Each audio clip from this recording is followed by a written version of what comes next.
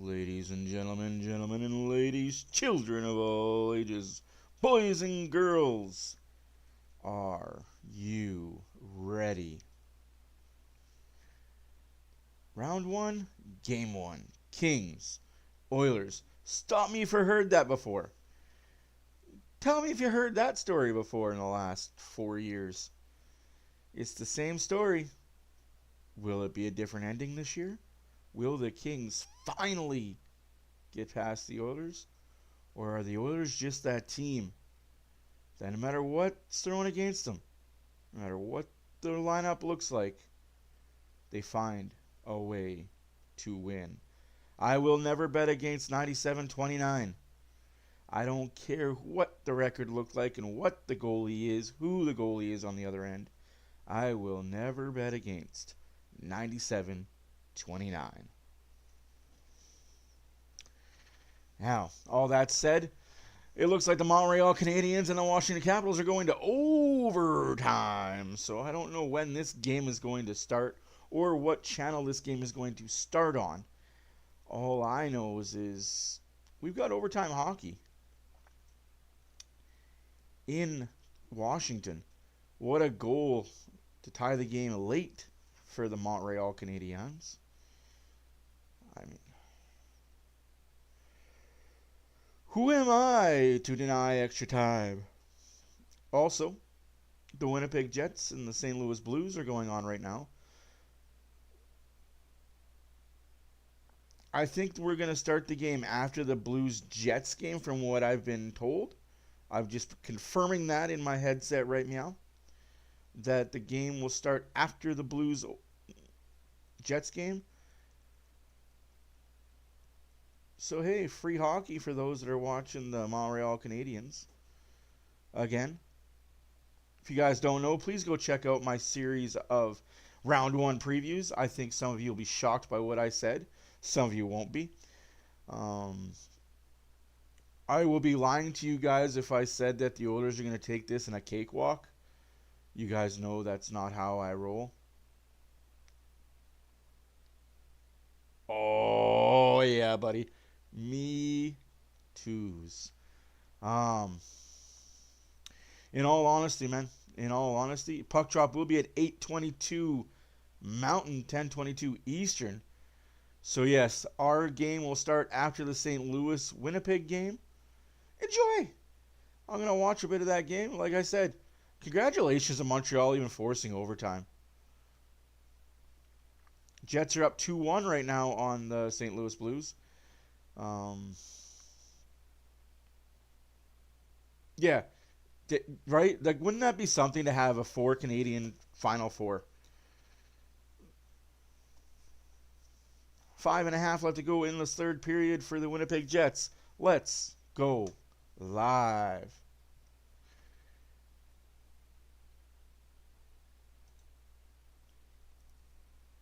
Just give me a second here. Where's my camera? There's my camera.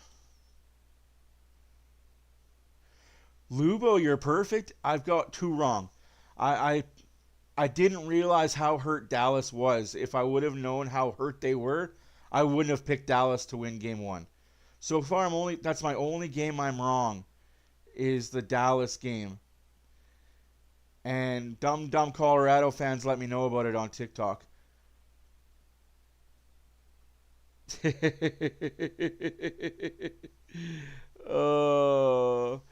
Honestly, I said Winnipeg was going to win. I said Montreal was going to win. So far, they're tied. I said the Leafs are going to win game 1, but they're going to lose game 2. I got Colorado wrong. Forgive me. I'm human. Carolina's an easy one. I think Carolina's just going to completely... Like, I'm trying to give Jersey the benefit of the doubt of a game. I just think Carolina's got too much for them. Oh, there's a bad giveaway by the Winnipeg Jet defenseman. Oh, recovered nicely, though. It'll be on Sports. It'll actually be on Sportsnet 360. Their barbershop. I have it on Sportsnet West. And I don't know why CBC's not showing the game. Well, we're watching the Jets game right now because the Oilers game won't start until after the Jets game is over. So we're going to unmute the TV and we're going to... No, I'm not going to go live on TikTok tonight. I'm not in the mind frame to deal with all that shenanigans. I thought about going live on TikTok, but I'll save that for game 2.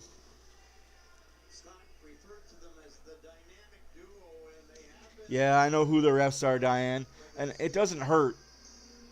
Yes, I'm watching the Jets Blues game 2 now. Oh, that's right. They're showing the Avs.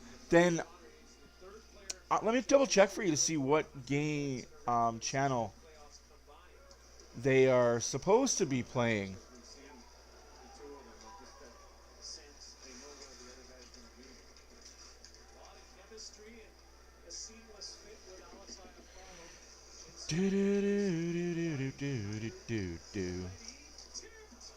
Ooh, that was close. The Blues almost tied it.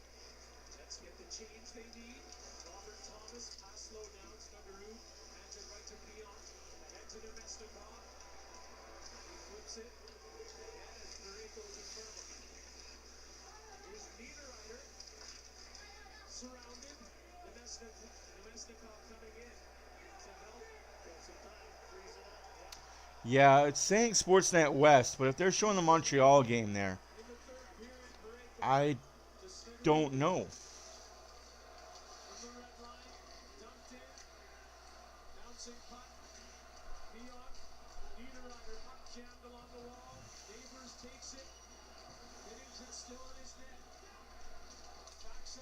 I'm sure one of the Sportsnets are showing the Oiler game. West, East, Pacific, or Ontario. But again, that game won't start till the Winnipeg Jet game is over.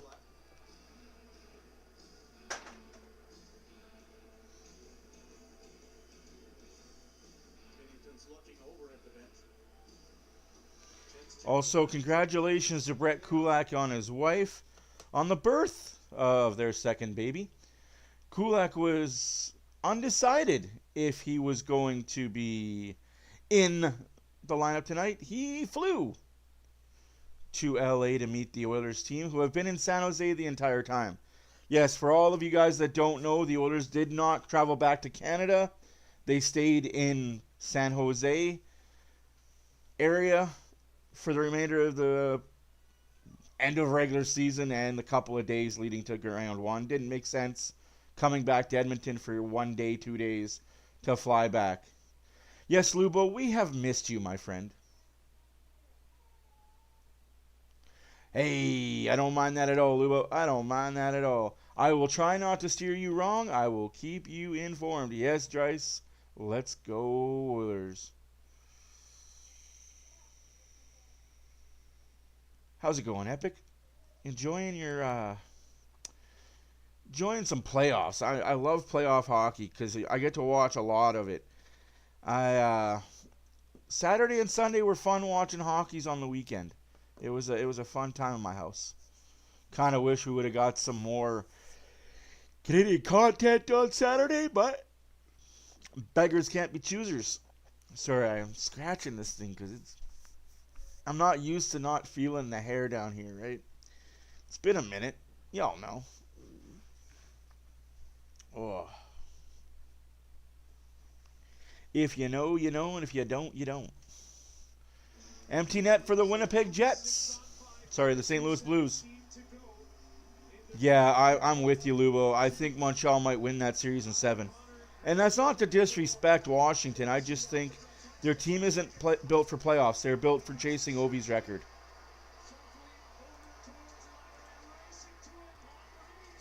Oh, Lowry just misses the empty net. He almost called game all by his onesies.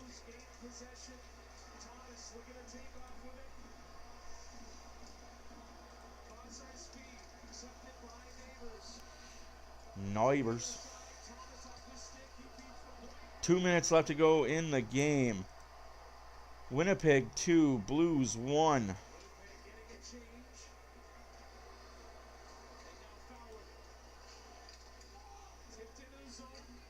By the way, I'm asking you guys really serious. Is there no longer an echo in my headset? I like it.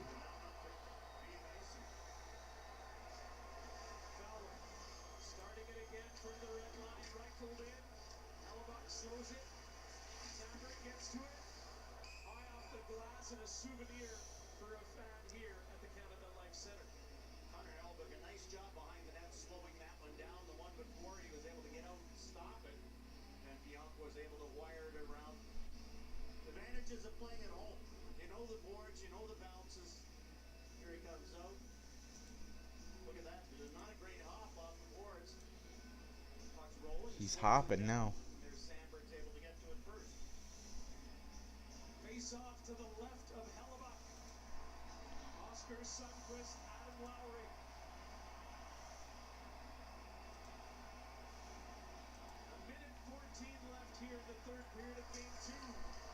Minute 14 left in game 2. Oh, Scheifele can't get the puck out, though. That might hurt.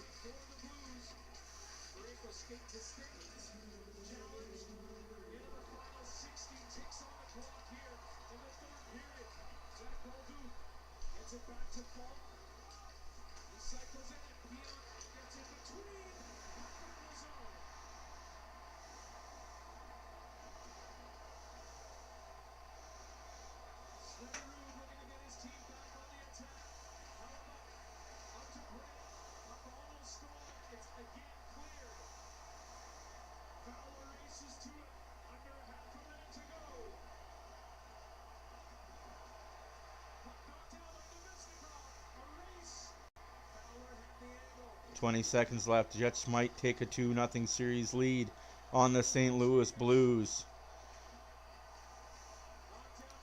Not going to say I told you so, but maybe I told you so. Trent Friedrich is playing, my friend, Epic. He will be in the lineup tonight. I am not sure what the lineup looks like. I haven't had a chance to check. It's been a weekend. It's been a weekend.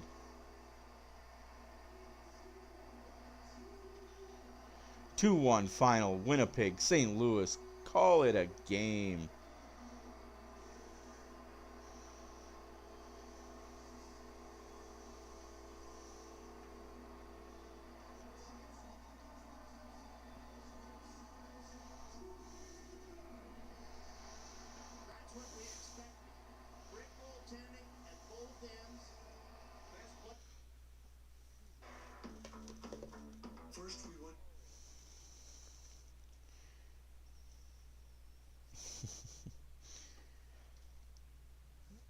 So yes, Epic, to answer your question, Friedrich is playing, Kulak is playing.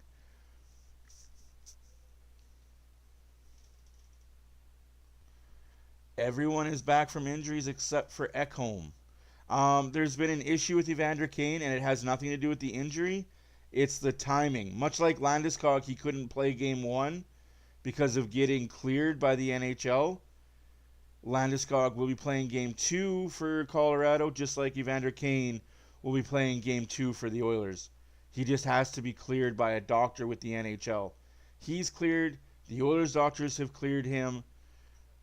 It's just the league doctors have to clear him.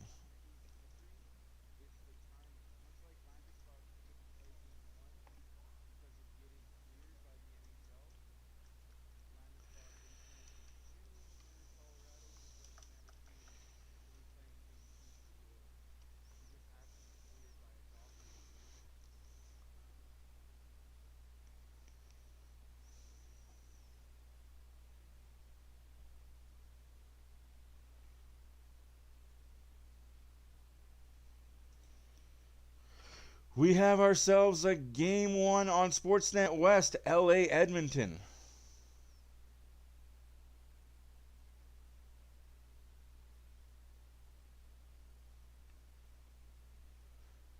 So from what I can gather,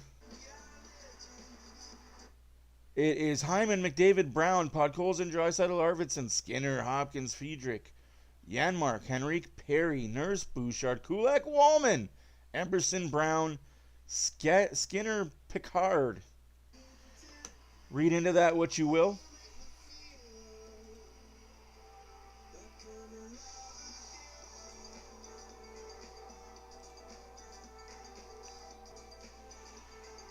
Tonight's game, the referees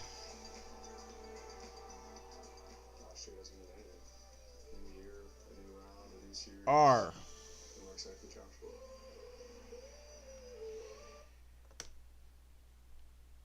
for your viewing pleasure, Trevor Hansen and Kyle Riemann. I don't know if you guys know who Hansen and Riemann are. I don't know, so that's probably a good thing. It is probably a good thing that I have no idea who these two people are. Right. Because if I don't know, that's not a bad thing.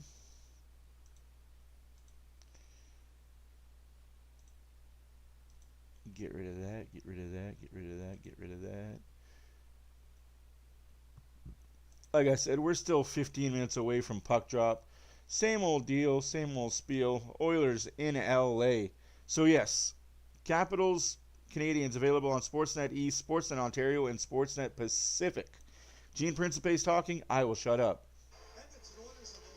Angeles Kings, here we go again. Reminds you of the movie back in 1993. Bill Murray plays the role of a Groundhog Day. Relives the same day over and over again as he goes to Punxsutawney to film a report about their annual Groundhog Day. Chris Lee I feel like will not be in the playoffs this year. He's been removed from playoff lineup. Because that was a scene in Reffing. 2022. The Oilers staved off he did such a terrible job in the regular season that he was told to stay home. We don't want you influencing our games. And then last season, it was just one past the minimum for them to come out victorious again against the LA Kings. But what about tonight? And what about this series? How will it go between Edmonton and Los Angeles? A big storyline for the Oilers heading into the final few weeks of the season have been injuries. And Trent Frederick, you know him and you love him. At least you did for 7 minutes and 10 seconds when he made his NHL debut as a member of the Edmonton Oilers. Re-injured an ankle injury, but he's back in tonight. And Jake Wallman coming off a career-high season in points. It started in California with San Jose, continued to Alberta with Edmonton, and he also is back in the lineup and appears to be 100% healthy. And so do these two guys. Let's go upstairs and join Louis DeBrusk alongside Jack Michael. Well, Gene mentioned Groundhog Day, which came out in 1993, and even Ned Ryerson could tell you that that was the year the all-time greatest Oiler and soon-to-be all-time greatest LA King, Wayne Gretzky, led the Kings to the Stanley Cup Final. Both of these teams have designs on a deep run this year, but Edmonton knows Connor McDavid and Leon Draisaitl have to be present in order for that to happen. They haven't played together for basically a month, Louis. What does their return mean to this series? I think it means everything. I really do. When you have Connor and Leon both in the lineup, and as you mentioned, they haven't played together in the last 14 games of the regular season. When this team went out and faced that adversity, they're excited to have both of them back in the lineup tonight. Connor McDavid is rested, rejuvenated, ready to go in this series. And same thing for Leon Draisaitl. Missed down the stretch, was able to rest, was able to skate, keep himself on the ice and ready to go. And he looks raring and warm up, a little bit extra step to get going. So both of those guys crucial in this series for Edmonton. If LA is going to break through, why should they be confident? Louis, where have the Kings made strides in your opinion? Just a solid team. You know, this is the second best defensive team in the National Hockey League. That's their identity. But they have three lines that can punish you offensively as well. And I think for Jim Hiller, Kuzmenko coming on board allowed him to keep those lines I disagree with you, Archie, but okay. Hey, Trucker from Minnesota. All Kings players and points in the previous 3 rounds against the Edmonton Oilers. And he is firing on all cylinders. Led the team in points this season. But this is a team that does it by committee. All 3 lines can hurt you, including the 4th line. They're going to rely on that depth. But if this guy gets hot, he can do wonderful things, and he's going to be be a big factor in this series. Edmonton, LA, No, for the the echo's fourth year still in a there. row, for the second time in the history of these two franchises. They can't get enough of one another. It's game one from downtown Los Angeles. In just a moment, it's the Stanley Cup playoffs on Sportsnet.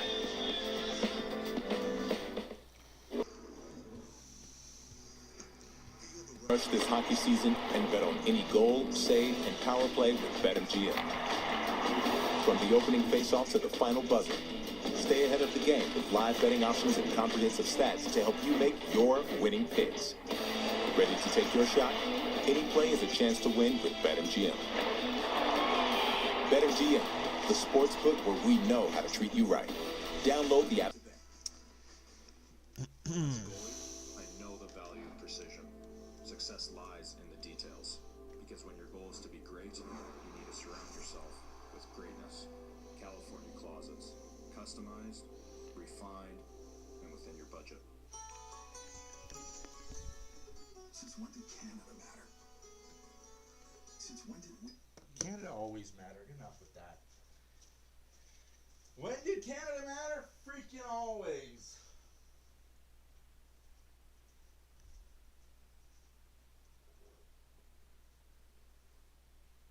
Since when did Canada care about what other people thought about Canada?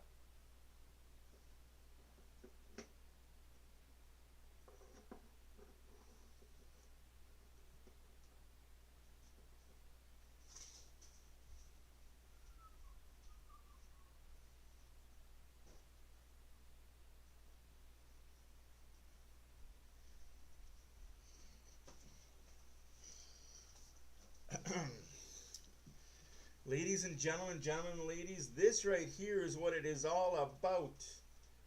This is the Stanley Cup. This one has the Oilers logo on it. But this one, the next one I'm going to show you, does not have an Oilers logo on it for a reason. This one, 3D printed by Lubo, it will have the Oilers logo and every player engraved on it if they win the cup this year. It will have a mini logo right there, and every player will be engraved on it around the top circle. Thank you again, Lubo, for making this. I haven't... Why would you bet on the Oilers? That's just not smart. Guys, I'm an Oilers fan, and I'm going to tell you straight up, I don't have a good feeling about Game 1. I believe they can win. I believe if they play their game and stay out of the penalty box, they can win this game. It's going to come down to penalty box and getting to Kemper early and often. It's also going to come down to how well Stuart Skinner can bail himself out. I want to see Stuart Skinner controlling his rebounds. I want to see Stuart Skinner playing like last year's Stuart Skinner, not this year's Stuart Skinner. If you know what I mean, if you know, you know. If you don't, well, I can't help you. Again, thank you again, Lubo, for this. It's kind of a great tool I've been using. Let's get her done, boys. What it takes to get as far as they did in 2024 and hoping they can do it in 2025. But you know, the LA Kings have said, yeah, in some ways it would be nice to have another opponent, but they want revenge, they want redemption, and they want this movie to end with Drew Doughty having... Oh, this movie will end. Drew Doughty's going to retire at the end of the year. Kopitar's going to retire at the end of the year. And by the end of the year, I mean after round 1. Oh, let's play hockey! For the public address announcer, Trevor Ribble. Because we want the cup.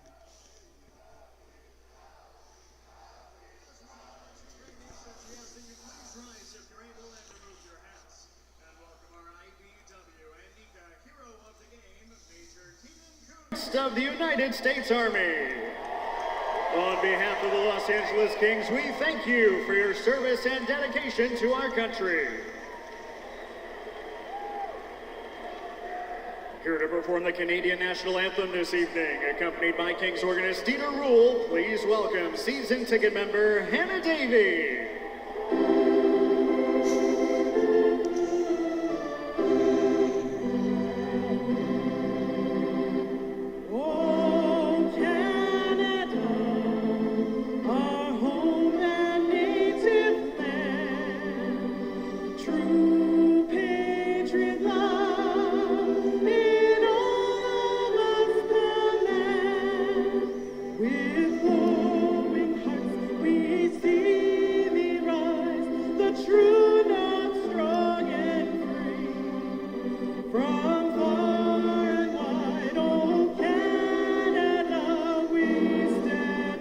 I can agree with that. Hyman, Hopkins, McDavid, or Drysdale's going to get the first goal.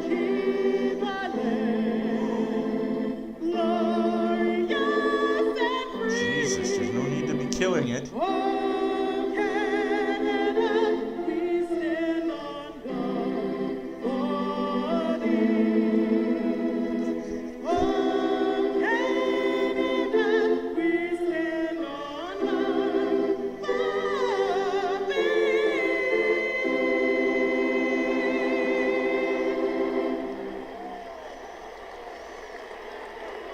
And here to perform the national anthem of the United States of America, backed by popular demand, please sing along with the harmonica class from the Koreatown Senior and Community Center.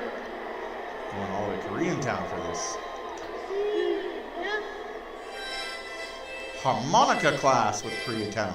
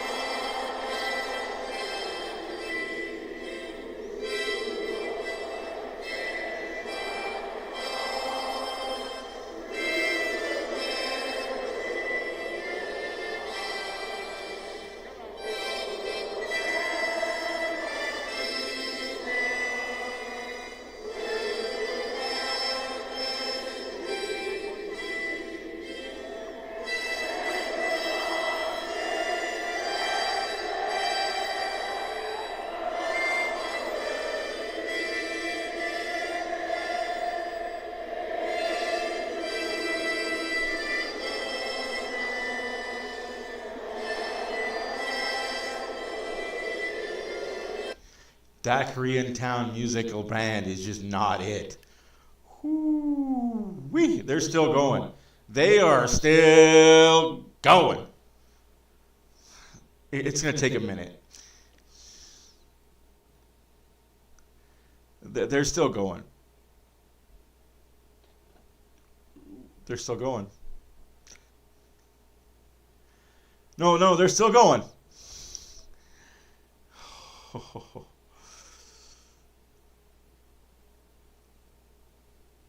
They just finished. Charity breeds contempt. Wow. The LA Kings and the Edmonton Oilers for a fourth consecutive year. The only difference, we're starting it in LA. All the Laker and King statues that adorn the outside atmosphere gives way to 18,000 plus crammed into Crypto.com Arena. And that man, Stuart Skinner, outstanding lifetime numbers against LA. 7-3 in the playoffs, even better in the regular season with a .941 save percentage. He shut out the Kings the last time he saw them in January. But that man, Darcy Kemper, outside of Connor Hellebuck's, no one has had a better season than Kemper. He's right there, second. I look different. Yeah, it's a tradition. It's a tradition. You shave the beard tonight before the playoffs. I shaved my beard yesterday. Wife hates it. To be very clear with everybody, the wife prefers the full Fu Manchu. Wins the opening faceoff, and we're underway with game one of this matchup. Second McDavid, flanked by Connor Brown and Zach Hyman, will return to the lineup for Edmonton. One of the walking wounded down the stretch. A shot by Nurse tipped dangerously wide. of Kemper. Darnell Nurse on a pairing with Evan Bouchard. The Oilers banged up, won't have Matthias Ekholm on the back end in this series. LA principally healthy, with the exception of Tanner Jeannot, a grinder in the bottom six. Warren Fogle played for the Oilers last year, had a career season, and had a career year in LA. He got bumped in. Vladislav Gavrikov starts for LA. Guided in by Kopitar, handled by Stuart Skinner, swinging up the left-hand side and safely out to center. Fumbled away by Jordan Spence, and here's Leon Draisaitl streaking to Arvidsson. A shot dropped by Pepper, and he'll fall on it 56 seconds into this first period. And a late hit there on Victor Arvidsson by Gavrikov. It got nasty 10 days ago in Edmonton, Louis, during the regular season. We expect more after the whistle tonight. Starting early in this one here, and for Jim Hillary decides to go Deneau versus McDavid here. You're going to see a lot of him. Little pick here inside the run. Right there you see by Anderson trying to catch McDavid coming around that wall. Here's Draisaitl. First shift in a while. Little drop pass, sharp angle shot, not handled by Kemper. And the ex-king, Victor Arvidsson, gets shoved out of there by Gavrikov. They're starting early. Was it on the power play? I joke. The first goal he scored today was on the power play. The Rocket Richard winner for the first time. Another 50-goal season for Leon Draisaitl. His fourth as well as a sixth 100-point season. Do you expect anything less, Epic? The draw tracked down by Brett Kulak, who's had I two expect nothing but the best lengthy cheap flights shot the artist last from the 24 LA hours. Kings. Just welcome a baby girl into the world. A baby Sky. girl, But here Brett Edmonton Kulak. is offside as Draisaitl trying to sneak behind the LA defense. Yeah, Leon Draisaitl back after he said hasn't played in a long time, and you know he's been building towards this. He's been skating, but the injury just prevented him from playing. Wanted to give a little more rest before the playoffs, and you know he'll be ready to start things off. Don't start good night. Don't start with negative BS. But if you're gonna be negative, be accurately negative. Don't throw shit out of your head just because you don't like the Oilers. They have three real potent lines that can hurt you offensively. It'll be interesting to see how the matchup continues throughout this series. A little hesitation from Stuart Skinner handling the puck off the draw. Ty Emberson wheels it down the middle of the ice, and Brant Clark in hot pursuit for LA. Josh Brown will be Edmonton's sixth defenseman. Don't look for him to get too many minutes, but he's a penalty killer and a guy who'll give you 6 to 8 minutes, we'd think. LaFerriere with a shot that's handled by Skinner's blocker, and then Nurse got entangled with the referee, but swooping in to take control is Ryan Nugent-Hopkins up to Trent Frederick. Again, just his second game. Oh, there's some more dirty shit from the Oilers right there, eh? From the LA Kings. Just nothing but dirty little sticks. Takes it into the offensive zone. Dad was also, Sammy, also played in the NHL. Hard battler behind the net. We've got a penalty. So now you're going to call that. So you don't call what LA does, but we're going to call what the Oilers do. 2:08 to the opening frame. Game management at its finest, folks. Here by the Kings, the fourth line. It's going to be a holding call. Holding call against the Oilers. Bullshit. And it's holding the stick behind the net here. You're going to see him get tangled up as he gets shoved into this scrum. He reaches around with his left hand, grabs the stick right there. So what's good for the goose ain't good for the gander. That's interesting. He's called for that penalty, holding the stick, and first power play goes to Los Angeles Kings. Special teams. You knew that was happening, folks. In the first 3 minutes, if the Oilers can stay out of the bats, in the last 3 years, they'll be better off. He's got to stay out of the freaking penalty box if you're the Oilers. Yeah, I'm with you, Knobloch. I don't understand how a guy can a whole lot in the regular season, but much better with go after an Oilers player that doesn't have the puck, but that's a call. 24% of the I'm not a ref for the NHL, thank God. Year, they were around 15%. So adding Kuzmenko really triggered an improvement on the LA power play. He's a shooter.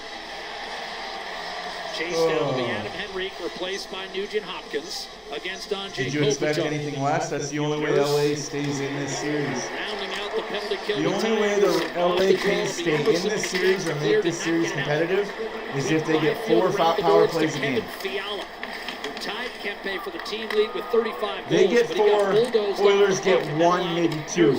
That's the only way the Kings. Kings keep this series competitive. What's good, Edmund? Set up for Adrian What's Kempe. good? Mike Fiala, 35 goals this season. He led the team in points. That's offside. Byfield swoops in. Shot off the wall. Big save by Stu Skinner. Kuzmenko by Stuart Skinner. Kopitar. And Kuzmenko trade the puck back up top. Kempe now a shot. Of course they score. LA Nobody's scores watching on the back power door. play. 1-0 for the Kings. Kuzmenko got it.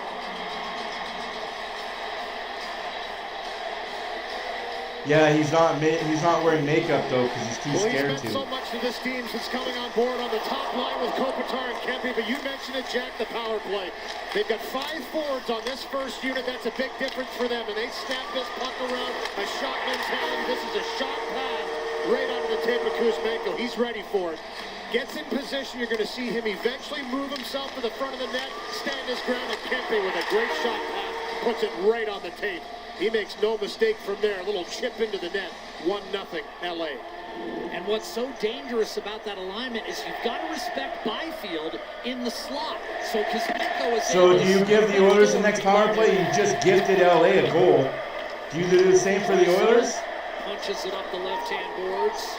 Icing's going to be waved off. Kemper will whip it around. Bouchard couldn't get a touch on it. So that revamped LA power play able to convert. Here's Kulak up to Bouchard. Lifted ahead. Draisaitl tried to tuck it inside. Hyman couldn't get there. And it's snatched away by the Kings. Philip Deneau. And Draisaitl, who, as you noted, was just flying during the warm-up, easily reeled in Philip Deneau. Safe to say he's got his feet underneath him. Hyman battling Mikey Anderson down low. Tripped up Downey. Carried up the right-hand side. On the move, Kuzmenko trying to center for Kopitar out of his reach. Picked up by Kempe. Here's Kopitar. Dishing on. Drives, that's redirected dangerously wide by Kopitar. Fiala and Kempe with the helpers on the power play goal for Andrei Kuzmenko that has given LA a 1-0 lead. Hacked by Kopitar up to Kuzmenko. And from center, he'll locate Kempe. Back is Woolman, a shot blistered high. Off the plexi, handled by Kopitar down low, and Emberson's going to be first on the puck.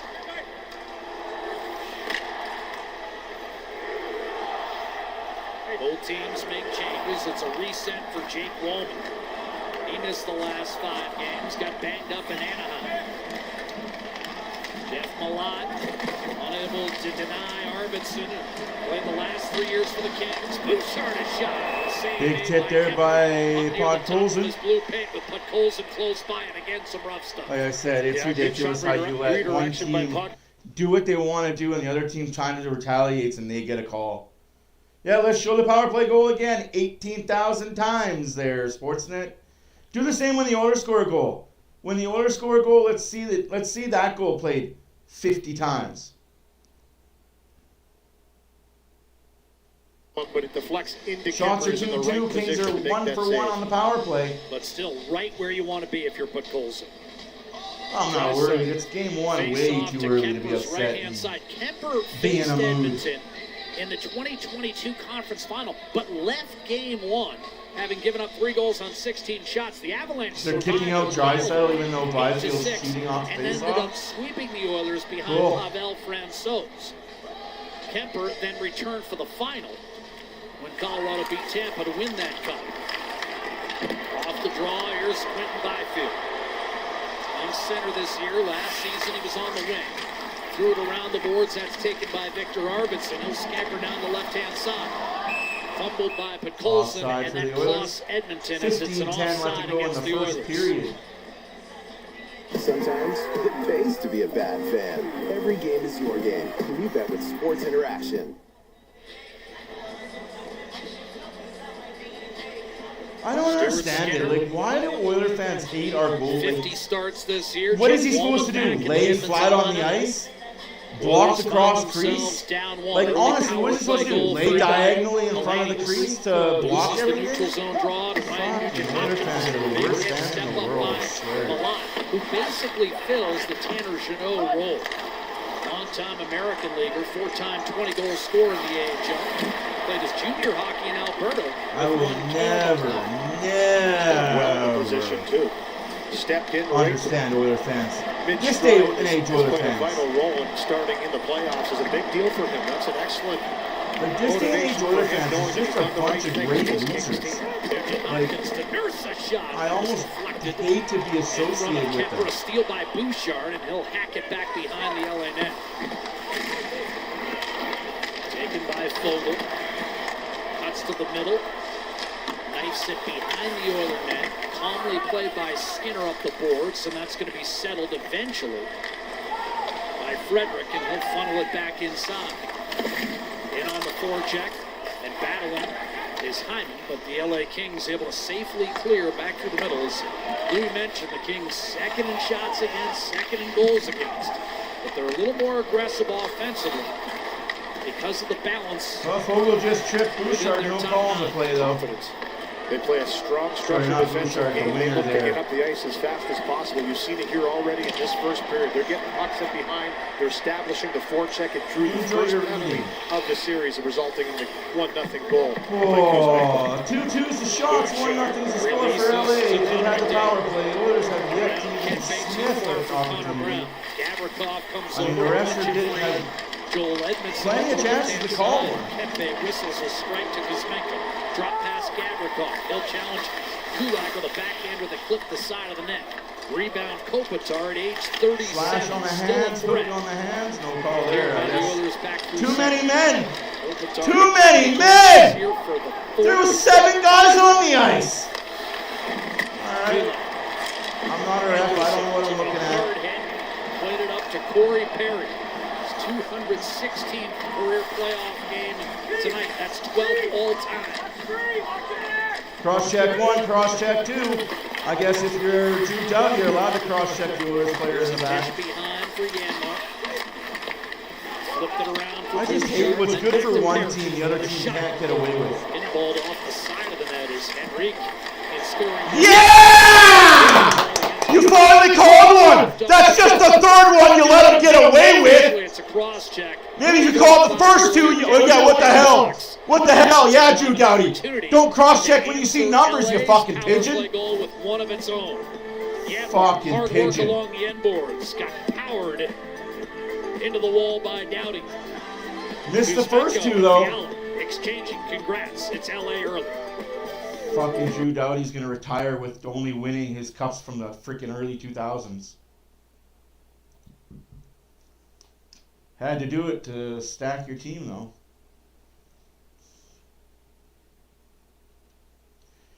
Oilers get a power play.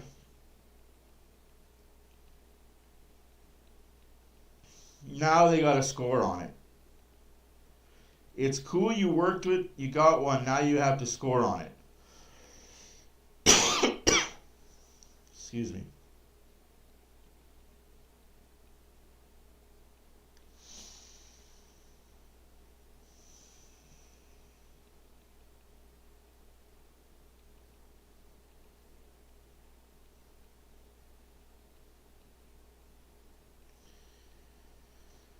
Oh, what's up, Dal? Not much. Just enjoying regular playoff hockey when you got the LA Kings. There's 5 of them out there going. There's 7 of them going up there against 5 Oilers every night. It's kind of tough sometimes. But sometimes you win, sometimes you lose. Excuse me. I hate fans like that just place bets, don't have a loyalty to a team. Ridiculous. These betting sites are just something else. Keep your mouth shut. Not worth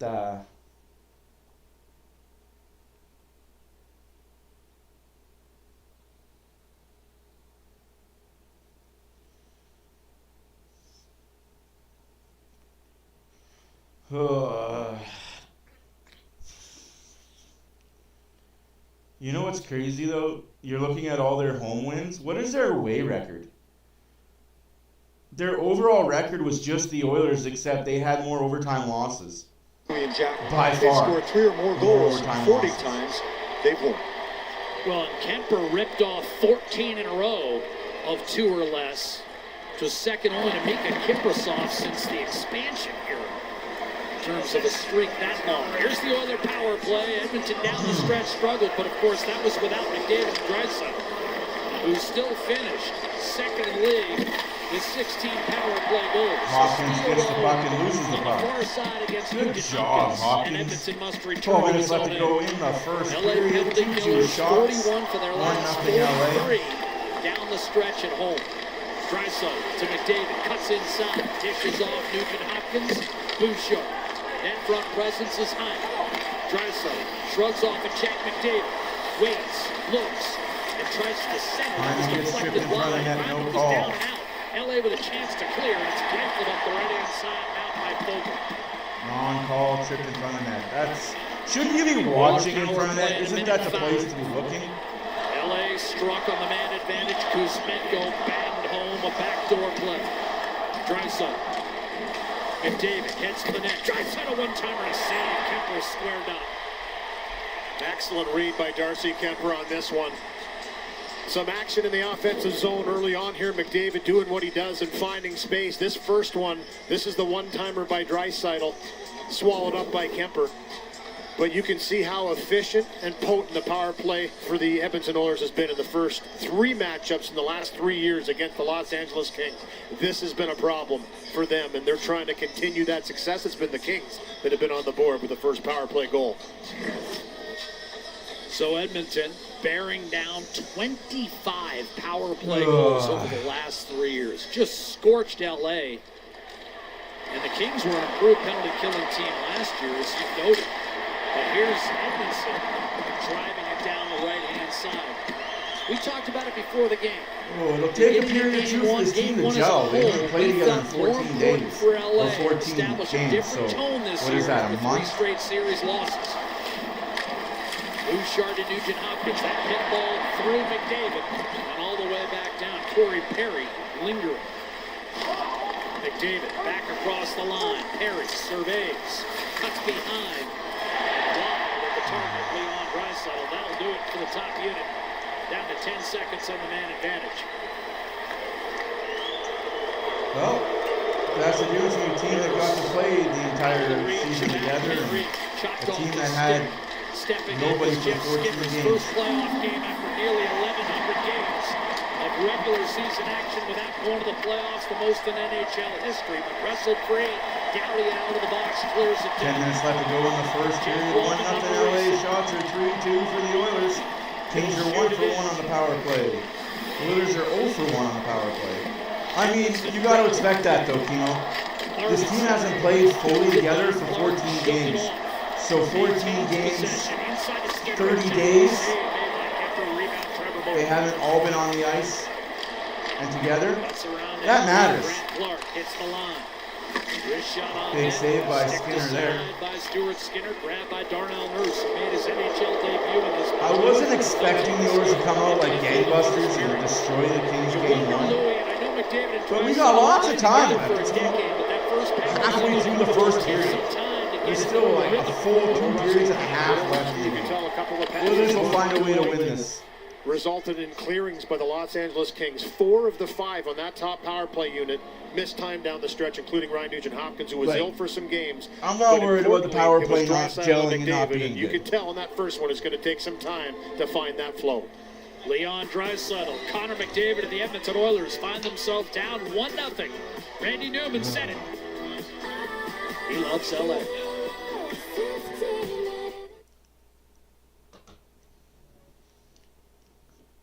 If you guys thought that the Edmonton Oilers were going to come in here and be gangbusters, win game 1, running away, man. You can't lose a series in 1 game, and you can't win a series in 1 game. Good night. The only one giving up is you and your Maple Leafs when you lose against Ottawa tomorrow. Jesus Christ. How many power plays did the Toronto Maple Leafs have last game? 6? You scored 3 goals on 6 power plays. Fuck, I sure hope you win a hockey game when you get that many power plays. Wasn't the score like 6-2? So you needed every single one of those power plays. Not going to get that many power plays next game.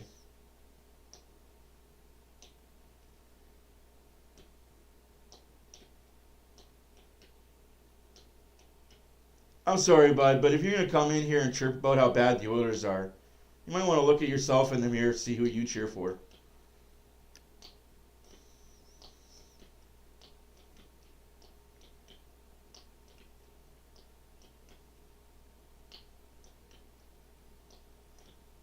Yeah, I watched that Maple Leaf game last night. Man, the refs were doing everything they could do for Toronto. Won't be that way in Game 2, my friend.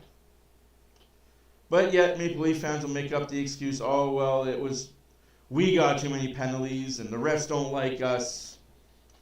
Has hurt them in the 3 previous series. It's won the series. Delusional Maple Leaf fan base. They already planned the parade. They won Game 1, and the parade was already planned. Penalty kill, but the Los Angeles Kings and some of these passes just a little bit off for Edmonton, not in tune.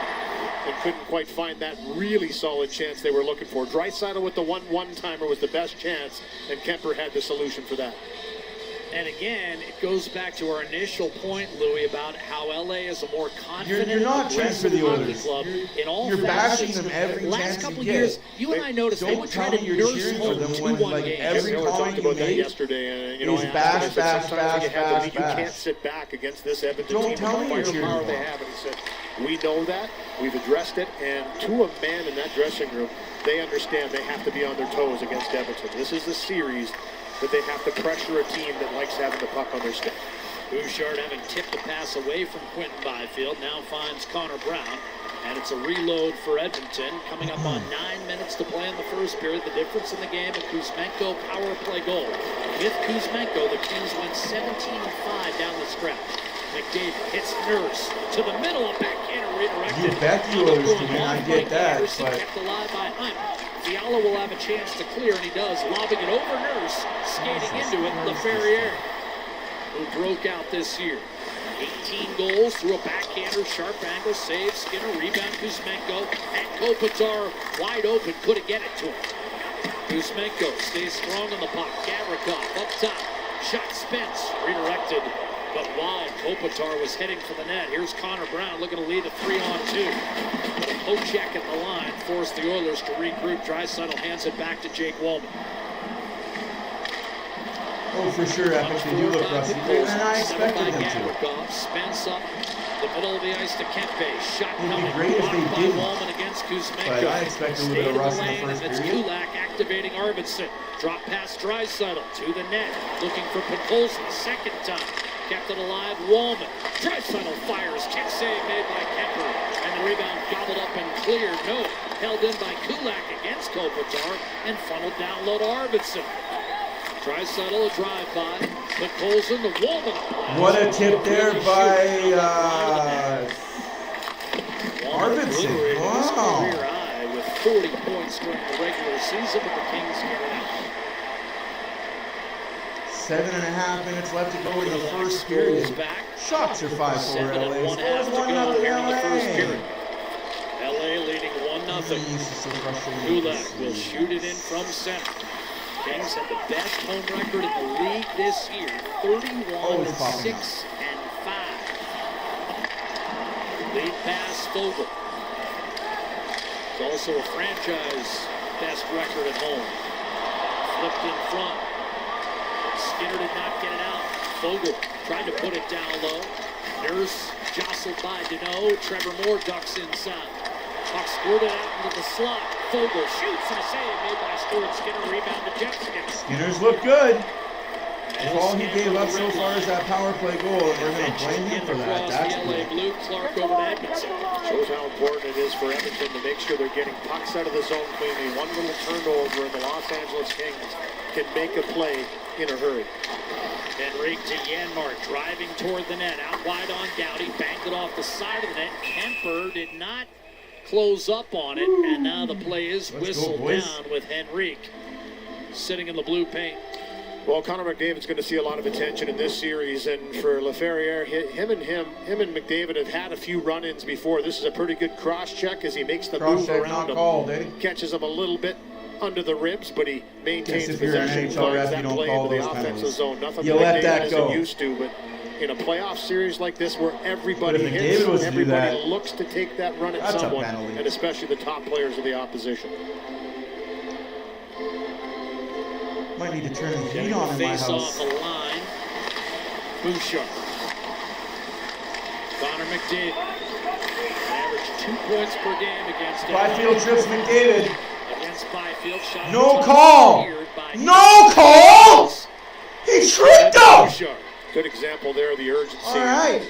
Just plain as why day. the Los Angeles Kings were the second best defensive No team call. in the National Hockey League. Obviously, this guy right here had a Great job there, referee. Great job there, bud. Good job there, ref. Both guys watching that play. Pushing to the outside, allowing that lane to be clear. Right there, you can see Dowdy. What a No way. joke. You're not getting to our goaltender. They're going to build a wall, and it's going to be up to Edmonton in this series to No penetrate call through that wall for and get to the you. inside, make it more difficult for Kemper. He lost just 3 games all year in regulation at home. Draisaitl won the face-off. Now Bouchard. McDavid cuts to his left against Anderson. A shot. And that's a routine stop for Kemper as we Hyman once must be again was living battling for that net wow front area with world Dowdy. right A now. little extra verbiage by Dowdy. Yeah, this is what Imagine it's going to that. be like this entire series. Nice inside move by McDavid to shed Anderson for that split second, and then throws a little floater into the mix. But look at this. Again, I'm staying on the inside. Dowdy says try and get to me. Hyman's a guy that doesn't usually get deterred too easily, and he'll continue to try and barge through. That'll be a good battle. Do you get the sense Dowdy feels some urgency as he and Kopitar push into their late 30s? Yes, I do. And he said the same to you. You asked him a great question. Is it a little different when you were younger than now in the playoffs? And he looked up and said, hey, I'm not getting any younger. And I know that winning 2 Stanley Cups early in my career, it's been a long time. In 10 years, they haven't won a playoff series since that 14 Cup. So he says, I get a little nervous now. 10 years they haven't even won a playoff series, LA. But he said, I'm getting nervous about these playoffs now because I don't know how many more runs You and got this opportunities run, I'm you're going to done, have son. and our team's going to have. But the grizzled veteran now, 17 years in the National Hockey League, he looks forward to these games, and that's the record there after the 2014 Cup. Their second Stanley Cup in 3 years, 12 and 14. Hasn't been kind. Shut up, ref. But Why are this you over there year's talking to the regular coach? season matched Why are you club talking record to the for coach? wins and points. Here's Brown, shot at Shouldn't stick. you be doing your job and not talking to a All the way coach? back to the 1975 club, where Logie Vachon was their Just coach. my 2 thoughts. Here's Leon Draisaitl. Veering inside. Boxed out for McDavid rather. Here's a drive, and that was sent wide. Boy, stepping up Roman just missed the net. But McDavid and Draisaitl getting a 5-on-5 check together in the offensive zone. Fiala dumped it in. 5.5 left to go in the first period. Shots are 6-6. Game 1. First round. Edmonton nothing. LA 1. Thank you all for being here. My name is Matt. Oilers fan reaction. Henry carried out immediately by Gavrikov. Left wing for Kuzmenko. If you're new here, please hit the subscribe. If you've been here before, I appreciate your support. Kuzmenko wrestled it free. Dishes. One-timer Gavrikov had it eaten up by Adam Henry. And he'll force it back to the red line. But Colson digging in hard. Byfield jumped on the play, and Gavrikov will kick it back for Edmondson, who played with Kulak on that Montreal team that went to the final. 2021, Kulak with a steal, and he and Emerson will fall back into their own end as Nugent Hopkins lets Emerson quarterback. A dart down the middle. Ricocheted off a skate. Lanius didn't get it in deep. Turcotte hovering. Frederick took it away from Malott. Anderson went rink wide to Edmondson and back to Malott. He'll dump it in. Kulak attempted a hard rim, but that got throttled. Lanius. 4 players scrum in the corner. Malott battled. I loved watching the games earlier today in the season. I had no skin in the game. I could just enjoy really good hockey. Jeff Skinner will send it in deep. Here's Dowdy. You're an idiot. Like, Hard hack by Munchie, I'm Anderson. going to tell you to shut up. For Like, Turcotte. you didn't play like men of God. Fuck, you are dumb as, like, 7 games this you're week. dumb as a bag of He rocks. says, look, it's not going to get any I'm better. going to give the bag of rocks the higher IQ point than what you I'm got. not missing I'm this sorry, opportunity. but dude. Sent in by Deneau. Batted down by Bouchard. Didn't get it out. The Maple Leafs are favored to win that series. Home ice advantage, 6 power plays. Come on, man. Gathered by Moore. Deneau tried to break through, but McDavid. I swear you're bipolar, man. Talked and eventually gained possession. Fogel took it away. Carried in. and eventually he'll send it down low. Bouchard to play it in the corner. Car 3. I swear you're bipolar, my friend. Hopefully you're on Bouchard medication. the outlet to Connor Brown, who got knocked down the stretch. He'll fling it in deep. Who scores first? I think Hyman, Hopkins, or Draisaitl. Rushed by Byfield, but held in by Draisaitl. 3 minutes left to go in the first period. 1-0 LA on a power play goal. Kulak gave it back to him. Oilers are 0 for 1 on the power play. Shoveled down low, defending is Edmondson. Takes it away. That's the difference right now. Golfs that 0 one up the for 1 right-hand and side. 1 for 1. First to reach But the puck against shots are LaFerriere with 6-6. 2.5 to go. Hopefully the Oilers score here and we don't have to talk or worry about all that shenanigans. It looks like he's starting to pick up a little bit more pace each and every shift that he's on the ice. Good sign for Edmonton. Obviously down Matthias Ekholm for this first round. Matthias Ekholm will be back. Game 5. Draisaitl a steal. Arvidsson open, trying to center, and that was eaten up. Going belly down to make the play was Drew Doughty. Arvidsson had a shot available, tried to center. Here's Kempe the other way. Drop pass to Zmenko. Centering pass, and it never got there. Otherwise, Kempe had a tap in. He thought he did. He thought that puck was going to make it through, and somehow it didn't. I think it was a stick at the last second. 1.5 left to go in the first period. Like I said, guys, it's the first period. First period of game 1, round 1. If you guys are upset right now, wait until game 3 to be upset. Like, wait until game 3. If the Oilers are down 2 games to none, then be a little worried. But if the Oilers are down 1 game to none, sucks. But could be worse. We could be the Calgary Flames missing the playoffs by 1 point. Kulak under control. It's the red. 1 minute remaining in the first period. 1 minute remaining in the first period. Kulak watches as Wallman absolutely leveled LaFerriere. That's the biggest hit in the period. It was a close one, too, because he was spinning. And he drove him. He got sandwiched that time. He drove him right into Frederick. And Frederick's not going to go anywhere. Skinner thought he was slashed. No Skinner gets his stick slashed out of his hands. No call there, ref. I don't know what you're looking at if you're not looking at the hockey game going on. Loads, fires, save made. Rebound, Byfield, backs it home. 2-0 Los Angeles. 2-0 LA because fuck you, ref. What a joke. How do you not call a slash there?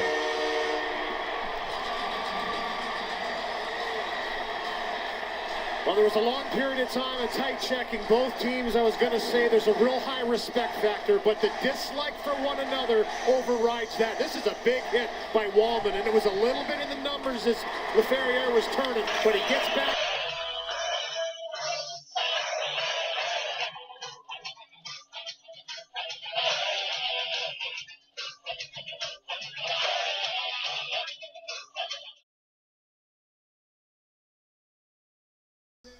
Skinner hadn't quite gotten back to that post, and he gets a redirection into the net. 2-0 LA.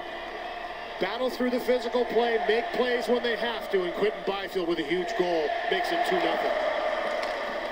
Kulak up the left-hand side. McDavid, Draisaitl, and Hyman getting a shift here for the refs are doing their hardest to keep the Oilers at bay. Their numbers were devastating 5-on-5 when they were together during the rank. Can you imagine if the Oilers got away with so much shit? Yeah, they're starting the Skinner chant way too early. Guys, it's the first period and you're already starting that? Like, what a joke.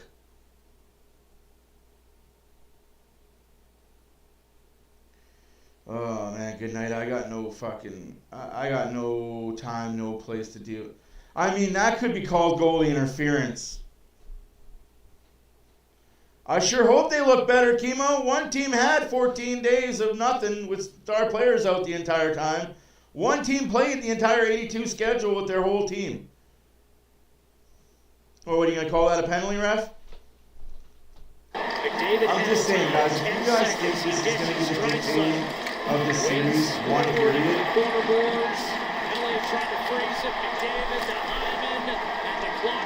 Don't be fans. Kings having grabbed a 2-0 lead after the first. Joe, Again, Extra there between Gabrick. why the fuck are you guys so fucking negative? I'm sorry, but pull your fucking heads out of your asses. Be a bunch of big boys. Fucking negative people. Like, is your life that fucking difficult and that fucking hard that all you have is fucking negativity? Fuck me, I wish I was a negative person like all you guys. My life would be doom and gloom, fucking Eeyore all the time. Good God. I'm sorry, but fuck off with the negative bullshit. Like, it's one period and half this team hasn't played for 14 games. But I digress. Like, I just don't get the fucking bullshit. Oh, this team is bad. Fuck me, man. It's one period. Oh. Anyways, let's talk about the other town scoreboard. I'm going to go upstairs and calm down a lot. Holy fuck. I can't imagine your lives, guys. I really couldn't live a day in your guys' life. And that's not being an asshole. That's not being an asshole. That's not being a dick. That's being fucking honest. I couldn't live a day in the life with some of you guys. Dude, how many game ones have the Oilers lost? How many series have the Oilers won? How many series have the Oilers won losing game one of the series? Every single one of them except for game 7 last year. Fuck, I'm tired of it, man. I don't know why you've got to be so negative all the time. Like, holy shit. I couldn't live your life, man. I couldn't walk a mile in your shoes. I'm picking on you right now, but I couldn't walk a mile in your shoes, dude. I couldn't walk a mile in your shoes. I couldn't live the negative life that you live, man. I would honestly, not to be doom and gloom, but I'd honestly eat a bullet. If I lived the negative life that you portray to be living, I'd eat a bullet. I couldn't. I'm not saying you should, and I never want to condone that, but man, life can't be that hard. Life can't be that negative. Like I said, I'll tell you the other town scoreboard, and I'm going to go upstairs, and I'm going to calm down a little bit. Colorado 2, Stars 2, halfway through the second period. 2-0 after 1, Kings Oilers. Capitals beat the Canadiens 3-2 in overtime, and the Jets beat the Blues to take a 2-0 series lead on the Blues. You guys enjoy the intermission.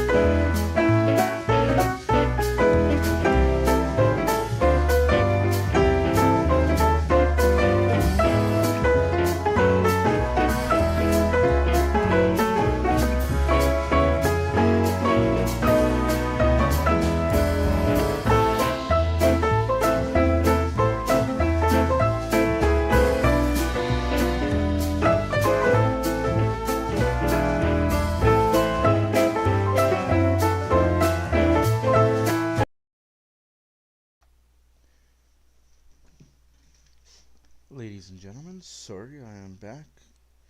To answer your questions, why is Brown playing? Because Stetcher's unavailable, and so is Ekholm. Stetcher has the flu. Ekholm has a cut on his ankle. So next man up. And it's not like he's playing bad. One bad play, sure, but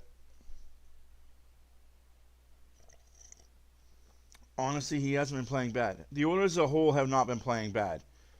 Had that puck gone off of 44's leg and towards the net, that's a goal. Oilers tie the game up 1-1. We're not talking about 2-1. Had a ref called a penalty for slashing twice, Oilers get a power play. That second goal doesn't go in. We're on the power play to start the second period.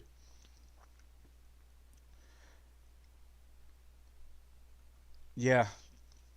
Had Quinton Byfield got called for the hook on the hands and then the trip on McDavid, Oilers would have got a second power play. Probably would have scored on it. We're 1-1. Instead, we're talking about butterfly effect, and Oilers are down 2-0 to the LA Kings at home in LA. Hey, first period down, get the jitters out of the way. Let's start the second period fresh like nothing happened. Guys, we can't be always negative. I'm going to try my best to ignore the negativity and just let you guys say what you got to say. Let you guys do what you got to say and just let it roll off my back like a duck. But, man.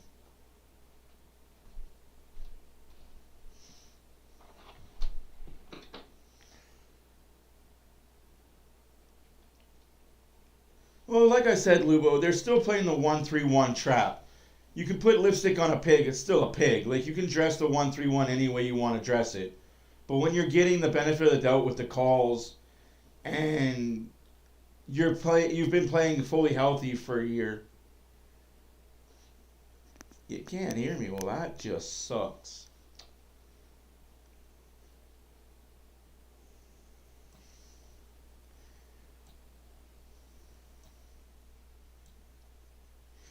It's probably a good thing that you can't hear me, to be honest. And they had the better first period.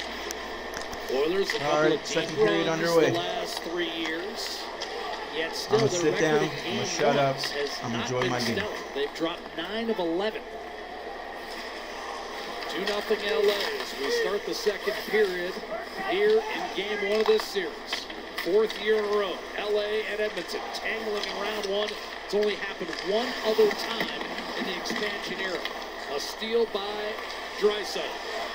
Walks in, surveys, and dishes to Woolman. Carefully backhanded Ed for Arvidsson. That's going to be picked off by Doughty. Does not get it cleared. Draisaitl put it off the glass for Podkolzin and shoveled back behind Darcy Kemper. Anderson locates Doughty.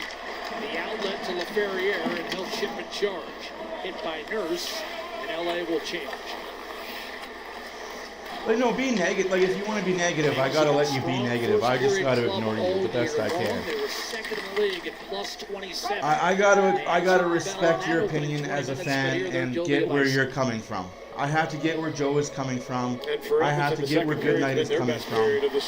I don't have to like it, but I have to get it. I have to respect it. Down by 2, here's McDavid. Heavy forecheck here on Drew Doughty, who just gets out of the way. Olay says, a little chuckle coming back up the ice as McDavid trying to force maybe a turnover in the offensive zone. McDavid is 5th consecutive 100-point Tripped on the campaign. face-off, Picked up no his call. 100th point against San Jose in game 82. First since Stevie Eiser 32 years ago to rattle off 5 100-point seasons in a row.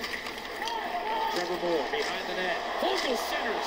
Puck just wide of Stuart Skinner. Wasn't sure where that puck was. Dug out by Connor Brown and flipped in by Nurse. He'll dance around Edmondson, but Edmonton is going to be whistled for an icing as that was released beyond the red line. Sharp angle shot here, shot pass if you want to call it, but the Kings have brought pucks to the net from the goal line. We saw Kempe early try a sharp angle shot, the Byfield 2-0 goal, banked off of Skinner, and here you see Fogle, the ex-Oiler, throw it right into the mix in the blue paint. And that puck bobbled around in there, and nobody really knew where it was, and I think the second opportunity by Fogle hit a skate, or else it would have been 3-0. How's that icing if he had it to blue line? Stuart Skinner awaits the draw, won by Kopitar. A little spin by Kuzmenko, hung up with McDavid, and now Darnell Nurse will find Evan Bouchard. Played up the I'm gut. just curious how that was icing when he had the puck at Here's the Brown, opposition banging in blue for line. the Oilers. Settled by Edmondson up the left-hand side. Kopitar kept in Connor Brown. Wrap up the situation. Kopitar will swing it ahead for Adrian Kempe. 2-on-2, he'll crisscross with Kuzmenko. Flick it wide of the Oiler net. Kuzmenko kept it down low. Battling his Kopitar. Got through Kuzmenko, and it's Jeff Skinner who sends Frederick into the zone. Jordan Spence got wallpapered by Frederick, who in turn stapled by Gavrikov. And that's cleared ahead for Alex Turcotte. They're not going to give him the red line. No, he didn't get the red line. That's icing. Turcotte and the Kings. Yeah, this puck will come all the way back into the defensive zone. This is the injuries and what Edmonton has suffered down the stretch, and you can see the games missed for each player respectively. It hasn't been an easy season, especially down the stretch. We talked about Draisaitl and McDavid not playing together for the final 14 games. And you said something, Jack, in the intermission. You said, listen, this is the first time that this team has been dressed in a game for the Edmonton Oilers. This mix of players has never played together, and they looked that way in the first period. A little disoriented at times, not really a lot of synergy, and that's something they're going to have to develop and try and maintain as this series goes on. Whereas Los Angeles, except for the acquisition of Kuzmenko, has basically been the same team for 6 months. Here's Draisaitl to put Poles back to the point. Kulak across, and that was mishandled by Bouchard, and easily cleared by Turcotte. Kulak up the boards, plucked by Kopitar. He'll swing it to the opposite corner. Received by Bouchard, who takes a stroll down the middle of the ice off Draisaitl's stick, punched up, and Byfield's got a partial breakaway. Trying to flick it back to LaFerriere. That was a strange decision. Draisaitl trying to make LA pay. Here's Arvidsson hitting the trailer. One touch over to Draisaitl, Backdoor to Podkolzin. Almost a goal there by Podkolzin. Oilers just got to get pucks on net. Shifts in the first period, played exactly 1 minute. Again, he'll play sparingly as the Oilers will play mostly 5 with Brown spot duty. A shot sent wide by Doughty, and that caromed off the corner boards. Fiala did not get it in deep initially, and Henrique is able to paste it down low and then drill Doughty to the ice surface. Yanmar tried to set, taken away, and LA's LaFerriere are able to come up with the puck against Nurse and nudge it behind the Oilers. 19 goals on the year to Darnell Nurse. He'll wrist it down low. Some bad news coming out of Vancouver, though, Lubo. For Fogle, and here come the Kings. Trevor Moore jitterbugging his way in and stood up by Kulak. Moore. I kind of blame the player for it, but at the same time I don't. Stayed out. Edmondson across. Gavrikov. Slap pass to the middle. Picked off by McDavid. And here come the Oilers. Maybe a late developing 3-on-2, but no. Slash on the hands, no call. That was outstanding defense. If I was 9-7, I'd do a two. I'm gonna turn around and two-hand somebody in the face. I'll get the 5 minute. I'll get the 4 minute power penalty. 4 minutes, well worth it. Kuzmenko breaks down against McDavid. What a save by Stuart Skinner, but he can't go left or right. And again, Kuzmenko puts his stick. But Kuzmenko drew iron. Kempe hits Kopitar. Swatted off. Puts the butt end of his stick inside the ribcage of McDavid and just water skis with him. Kempe shot from distance, easily blocked by Nurse, and slid ahead for Connor Brown. Reeled in by Kopitar. Muscled free to Kempe. Brought back to center Nugent Hopkins. It's been productive for Edmonton in game ones. Nugent Hopkins is a point-per-game player in his career in Game 1 of a playoff series. Pitched forward by Milan. Skinner poised as could be up the left-hand side. And it's Frederick who tried to sling it ahead for Skinner. Did not pan out. Brent Clark. Quinn Hughes said he's not re-signing a contract with the Vancouver Canucks. He told GM Jim Rutherford this weekend he will not sign a contract extension in Vancouver. It has nothing to do with money. It has everything to do with he wants to play in New Jersey with his brothers. So that leads to beg the question. If you're the Vancouver Canucks, do you trade him next season? Do you trade him at the trade deadline next season to a non-playoff team and force him to play next year, not for the Oilers? That was a huge save by Stuart Skinner. Huge save by Stuart Skinner.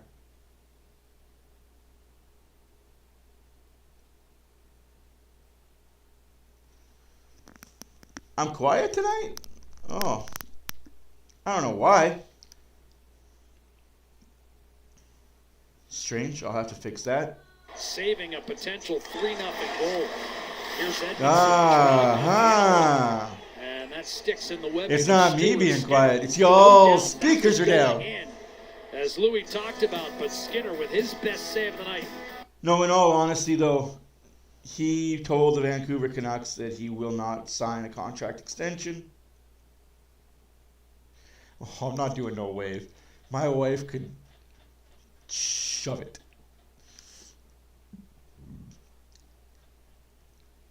In the most positive way possible. Oilers are going to get the next 3 goals. They're going to win this game 3-2. We're going to go game 2 on Wednesday. Lose game 2 on Wednesday. Go game 3, win game 3, win game 4. Come back to LA, win game 5, or win the series. Yeah, when I read that and heard that, I'm like, wow. At least he gave the respect to the team to say, hey, you guys could offer me max contract, max years, and I will never sign that deal. You know, at least, all right, like at least he had enough respect to say that's why. In all honesty, though, like, but you could be, if I was Jim Rutherford, I would trade him to a non-playoff team. Yeah, they did trade the wrong guy. I absolutely agree with that. Oh, they'll shake it off, Epic. They'll shake it off. Give them half a game. We're at almost half a game mark, and they're already looking better. Like I said, I wasn't expecting them to be gangbusters. I wasn't expecting much first period.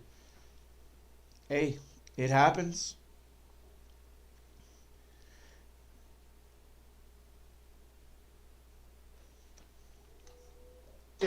Oh, 2 baby girls for Kulak. Today, this is the Kulak family. Sister Riley, an older sister, to Scotland. Mom Caitlin, as well as Brett. And wonderful moment prior to the game. Congratulations from his teammates and the coach. It's been a really busy time for Brett and his entire family. So congratulations to the Kulaks for the addition of Scotland, a beautiful baby girl, to their family. Kulak arriving in time. No, I feel you. I feel you, buddy. Best of 7 Stanley Cup playoff series, first round. Edmonton and LA for a 4th year in a row. Louis, we commented on Stuart Skinner's potentially game. Don't get me wrong. I think they're better than what they've been playing. But you got to give them that period and a half to gel. None in this second period. Going to need to find a way to dig in a little bit in the offensive zone and maintain a little more pressure. The Kings have had a fairly easy way out of their zone so far, and that's their strength. I think that's what it is. I think, Epic, I honestly do believe that Jim Rutherford had that conversation and said, hey, why don't we bring them here? Oh, no, we're fully healthy aside from Ekholm. But Kulak off the draw, sends it just wide of the LA still, net. it takes time to gel. It takes time to get your hockey legs going, right? Rogers Xfinity. Get Canada's most reliable internet. Takes time.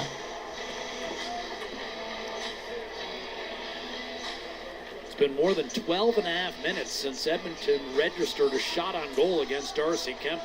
And he's good enough, even when you give him lots of work. Can't afford to have low volume against Kemper. Again, top 3 across the board. Goals against, save percentage. Got banged up early in the year. Otherwise, he would have been right there for wins as well. David Riddick gave LA some early W's. A drive by Kulak, and that was deflected away from the LA net. Clark up the gut to Kempe to match up with a team that led the league in shots on goal, Edmonton, against the club that's second in shots against. Kopitar whistles one wide. Kuzmenko around the boards for Mikey Anderson. Back down low, Kuzmenko. Been all over it tonight. Whistle a pass. That was a hard one through heavy traffic in front. Anderson and Downey were trading. Slugged in by Moore. Stopped by Scott. They're just announcing the goals now? What the fuck? Now Kulak off the middle. Anderson able to receive that. Quick up Fogle. Now Moore heading for the net. Reach shot. Fought off by Skinner's leather. The Kings have really slowed things down here in this second period, Jack. As you mentioned, Edmonton not finding shots, but the Kings just methodically making plays, putting pucks up the ice. Not a whole lot of panic in their game for Edmonton right now. As much as you want to be patient, you've got to push the issue a little bit. Start to force the Los Angeles Kings to defend. They'd love to run this clock down. Hello to Zach Hyman. He had a huge series against the Kings last year. Hat-trick in game 1. That's really odd timing on the goal, if I'm being honest with you. Of Doughty for a moment. And then Deneau got it ahead for Moore for a clear inside the Edmonton line. Dragged by McDavid. Back to Nurse. Just Fogle staying right with McDavid. Almost a shadow. Anderson hustles over to make a play on the puck for LA.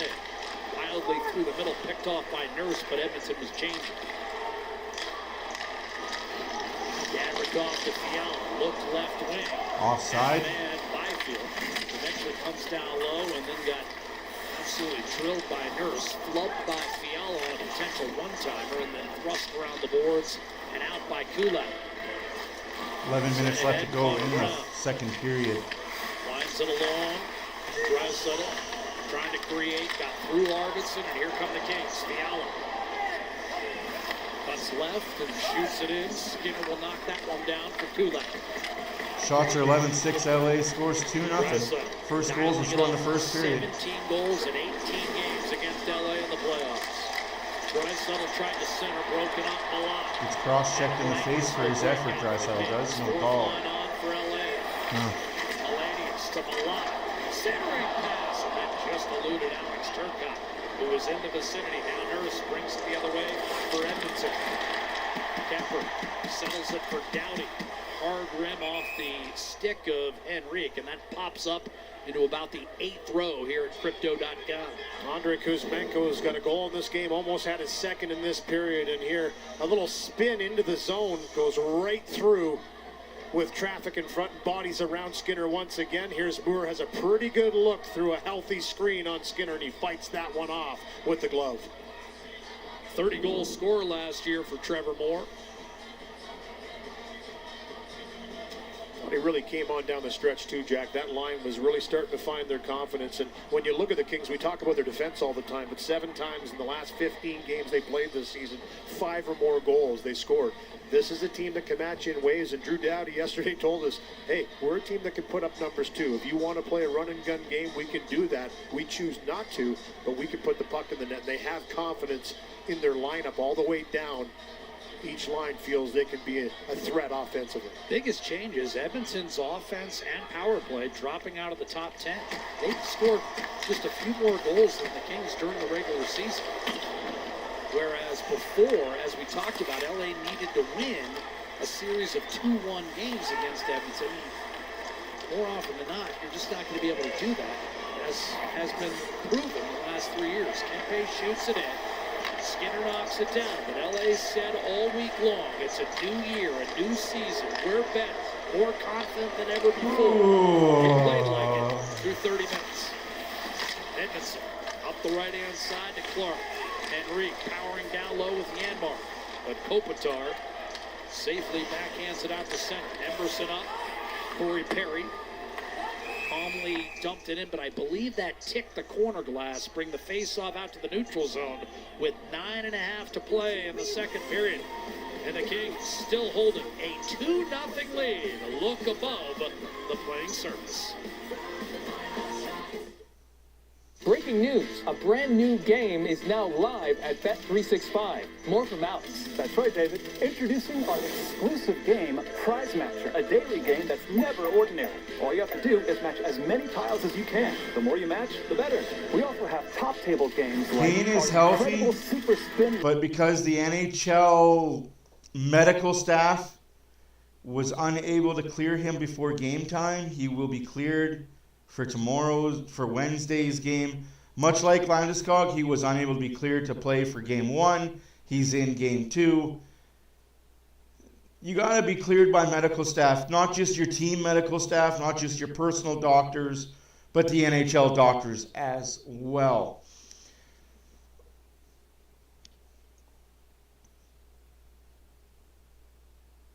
I don't see any problem with their rosters, but like I said, I'm not going to hate on you for having your opinion. I don't think you're right. I think the Oilers lose game 1, win game 2, win game 3, win game 5, win game 6. Just my opinion. I think the Oilers are going to win this series. As this series goes, the healthier the Oilers get, they're winning the series. And I know that's not popular opinion, but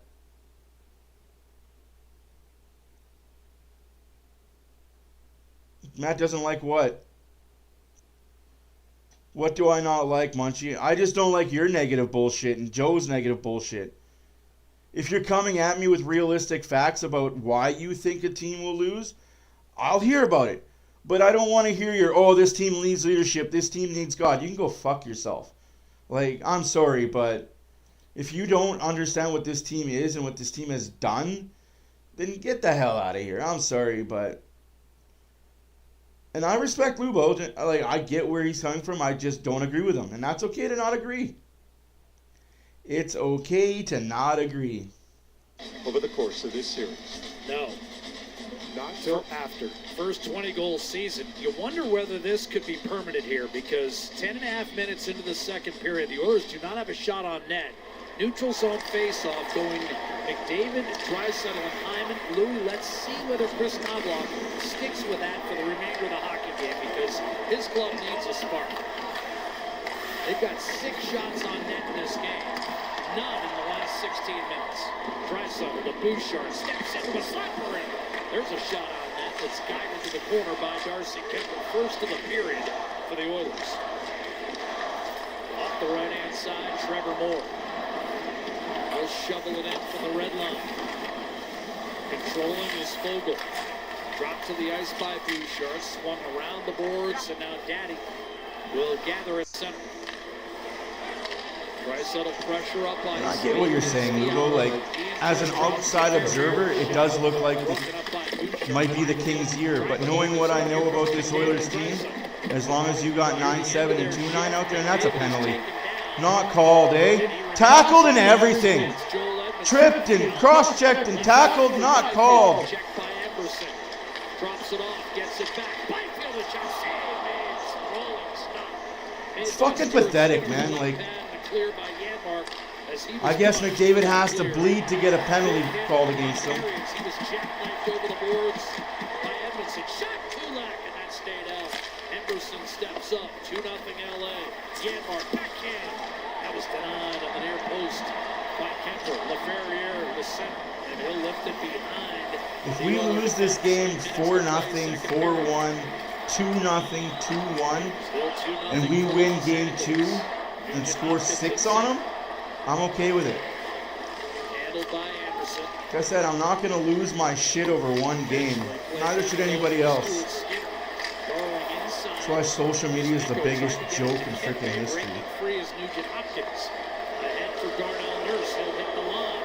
Frederick stayed onside. The puck scored it free. Out of the reach of Kempe. Bouchard promptly turned it over. Kuzmenko hit the trailer down. Bouchard collects. LA change. Up the middle, Nugent Hopkins. Reeled in from behind by Deneau. And the Kings with a puck. Pitchforked out by Fogle. Again, that speed in the backtrack by the Kings just really allowed their defensemen to stand up on that offensive line. Great stick by Gavrikov again, digging it in. With I mean, great stick by Gavrikov when you're allowed to slash, hook, and hold. When you're allowed to do all that, of course you're going to play and get away with it. Do it until you get caught, right? So what was that, guys? Was that just the 1-3-1 that I just saw the Kings play? Oh, he's holding on to the Oilers' forward stick. Where's the call there? Again, Munchie, it's stupid comments like that. Like, just shut up. I'm serious, man. Like, how so? Are you watching the effing game? They haven't given up at all. Given up. What? Like, they've taken the last 3 shots of the out of the last 4 shots that have taken, the Oilers have had 3 of them. But you're right, they've given up.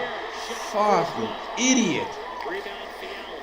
Trying to swing it down low, broke it off, and there's a little pop on Arbison. Fiala able to recover. Ahead for Byfield. He's got LaFerriere with him.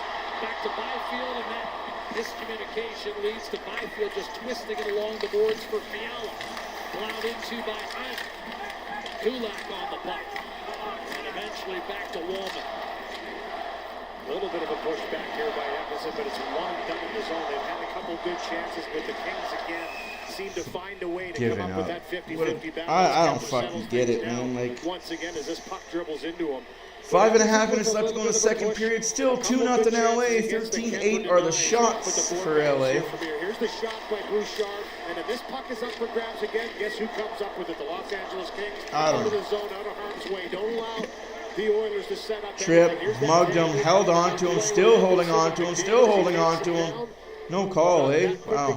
Why would you be? Keep him down in that offensive zone. Yeah, why would you? Why would you let Connor McDavid up? They're not going to call you for holding him down. They're not going to call you for laying on top of him. Why would you let him up? It's not interference or anything.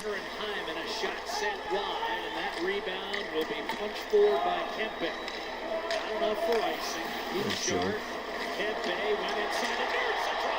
Save made by Skinner. Rebound, Kopitar. Kept the line in front. 3-0 long. Nobody covered in front of the net.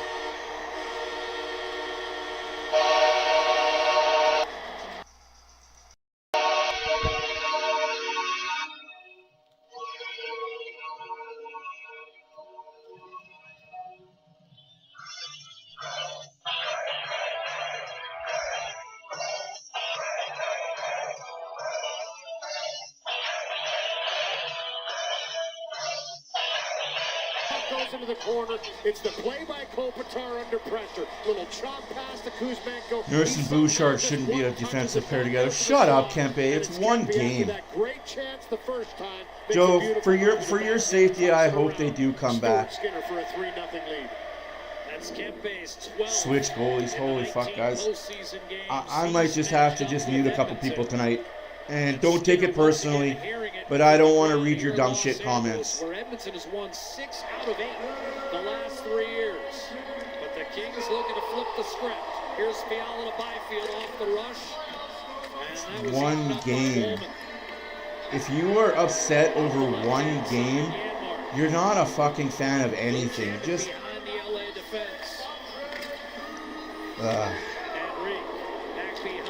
it's hilarious to me that you guys. Oh, Munchie, and you're the one to talk sitting on the fucking couch being a homeless person, buddy. Like, fuck me, dude.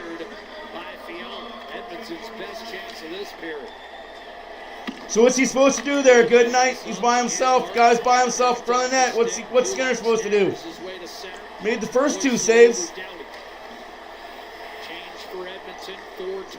I fucking hate fans like you, man. I don't care if you're an Oilers fan for half a minute or a Leaf fan your entire life. How? I don't know, it's just sad existence. Lieutenant. It's still loose, though, and finally brought down for Nugent Hopkins. Edmondson fell down and got away with a trip on Trent Frederick. Trent Friedman gets tripped at center ice by a guy lying on the fucking ground. No call on it, though. Hey, ref, call something. There's a slash on the hands. Got away with it. How the fuck can a guy lay on the ice, haul a guy down, and not get a call? What the fuck are you watching, you fucking Mick Magoo piece of shit? Good activation by Nugent Hopkins, too, and it shows you how hard you have to. For those that think this series is over after one game, get the fuck out of here. It's one goddamn game. Never in my life have I had to deal with such bad Oiler fans. Fuck me, this decade of darkness has really hurt your fucking feelings. Out there with Brown and Arvidsson.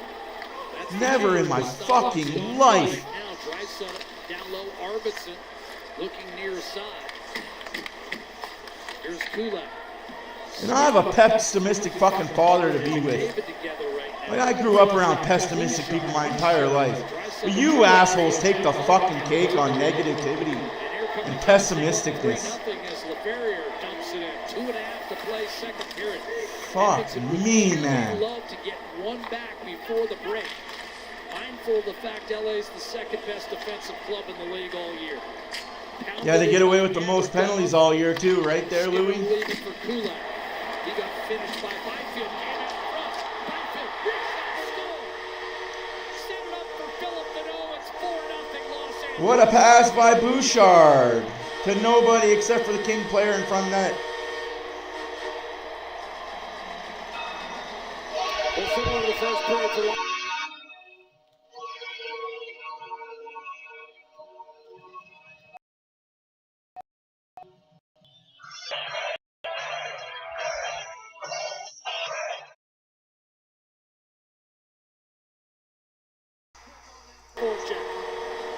You call a fucking penalty one time against the LA Kings and you call one fucking penalty and it's not this way, but no, can't call penalties. I bet you now the Oilers are going to get the next 5 power plays.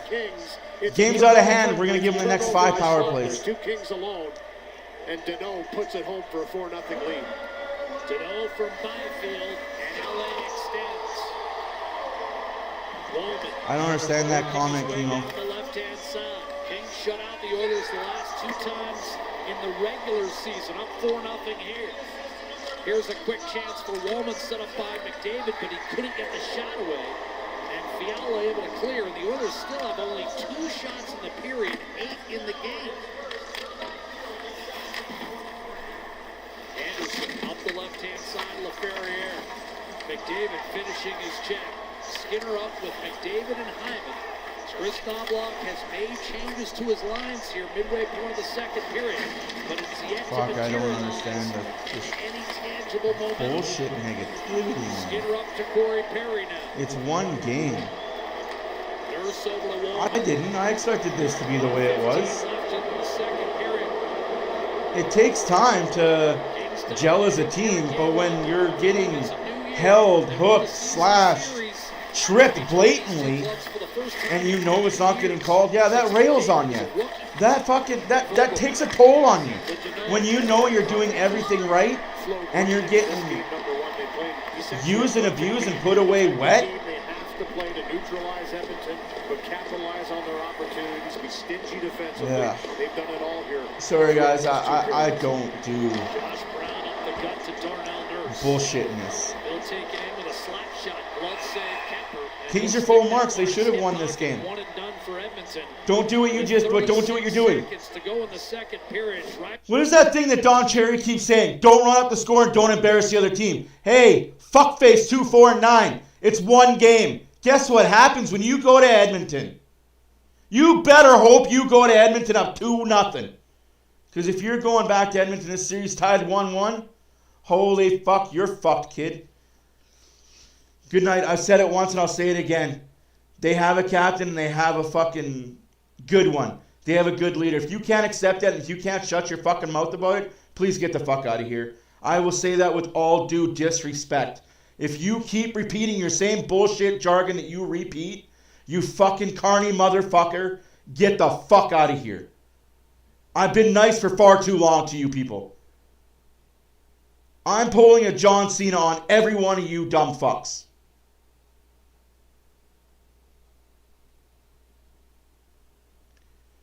Sick and tired of your fucking bullshit. If you think I'm a mean asshole now, I will get mean and I'll become a big asshole. So if you got something to say and you got something to chirp, chirp it. But it better not be the same they need a leader bullshit. If you don't know what you're talking about, shut your mouth, pie hole. Fucking Jesus.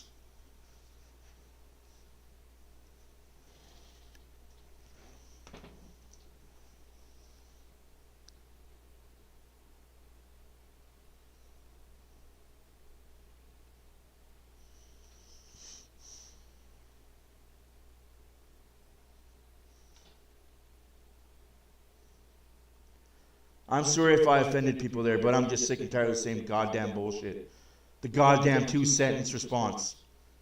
If you don't have your original content or nothing better to say, shut the fuck up. It's one game. I'm sorry, but if you've already given up hope after one game, Jesus Christ, you're not going to like what Ottawa does to Toronto tomorrow night. Of how this game has gone through nearly 40 minutes. Yeah, you can read that body language is not too happy right now between Draisaitl and McDavid. One shot between both of them throughout the first two periods of this hockey game. So the Kings, wonder why they have one shot, because they're getting held, hooked, slashed, and tackled the entire time. Oilers' success have shut them down through two. And Leon Draisaitl was letting the bench know. Nurse hard to the net, rolled off his backhand, and here come the Kings. Highfield tripped over invisible ice and sent it in deep. Surprised the ref didn't put his hand up for a fucking penalty. To go in the period. Draisaitl out there with McDavid and Perry to close out the frame. The dish went between the wickets of McDavid. Bit of a microcosm for how the first 40 minutes have gone. Bouchard gives it up. McDavid a lot of powers slash his and way to hooking. the net. Dishes up one. Scores! On the board. Holy fuck! Draisaitl puts it in the back of the net. Suck on it, you haters. On the board, and how often do you see it for Leon Draisaitl where Fucking he's sick of the negative bullshit. irate on the bench, he gets emotional, comes out and makes a huge play. This is how he kind of gets himself into the game. And he's an emotional.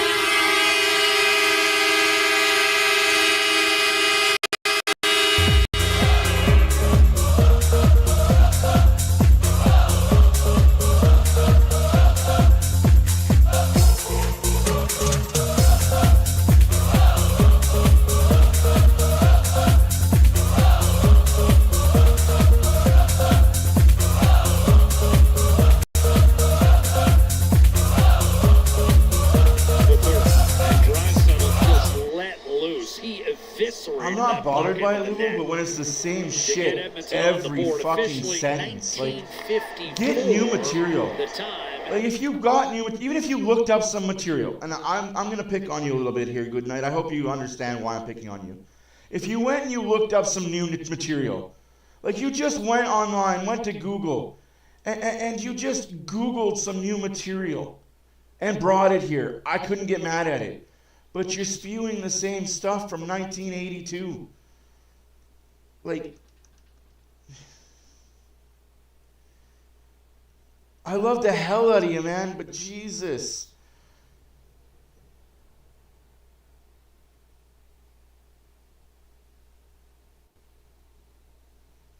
I'm not calling you haters. I'm just saying, dude, like, get new material.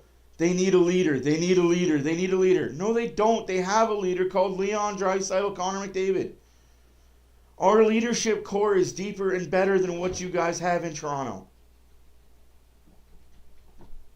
Like, I'm sorry if that offends you that I'm calling you out, but dude, get some new material. Please. Come at me. Like, make fun of my broken tooth. Make fun of my crooked nose.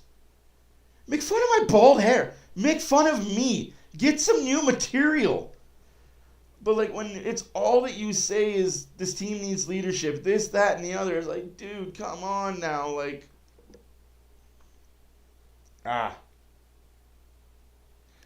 Hey, that's on you, man. I wouldn't have put 50 cents on the Oilers to win tonight. I don't bet Oilers, period. Because I know there's an off chance they're going to lose. I know they're not superhuman. I know they're going to lose more than they win. I understand it. I get it. I am okay with it. Brah. I'm okay with it. I just can't understand the same repeat negativity and the same repeat jargon of this team sucks. This team is garbage. This team is going nowhere. They haven't played together in 14 games. Give them a period or two. Fuck, give them a game. Give them a game to figure out where their heads are at, where they're at game speed wise. Like, honestly, figure out where their game is at, figuratively, like, game speed wise. If they play like this in game 3, have at it. I will caveat all this. If they're still playing like this in game 2, and especially still playing like this in game 3, go nuts. Go off on how bad this team is. I will not say boo to it. I will join you guys. If this team plays like this in game 3 at home, by all means, I will jump on the bandwagon of hate and negativity and say this team is losing the play in round 1. But until I see that, I won't be that. Anywho's, out of town scoreboard. Oh. Avalanche 3, Dallas 2, halfway through the third period. 4-1 LA over the Edmonton Oilers after 2. Capitals beat the Canadiens to take a 1-0 series lead, 3-2 in overtime. The Jets beat the Blues 2-1 to take a 2-0 series lead. Tomorrow, there's 4 games on the schedule. The Hurricanes are in Carolina for Game 2 of their series. Carolina leads 1-0. The Senators are in Toronto for Game 2 of their series. Maple Leafs lead the series 1-0. Tampa Bay, Florida start their series tomorrow. And in Game 2, the Vegas Golden Knights are hosting the Minnesota Wild after winning Game 1. Vegas leads that series 1-0. We're back on Wednesday with 3 games on the schedule. The Canadiens, the Capitals, the Stars, the Avalanche, the Oilers, Kings. Now that you get it, got it good, and understood, I'm going to peace out for a little bit. Man, you're just all about losing money tonight. I'm sorry, guys. You deserve better. Enjoy the intermission.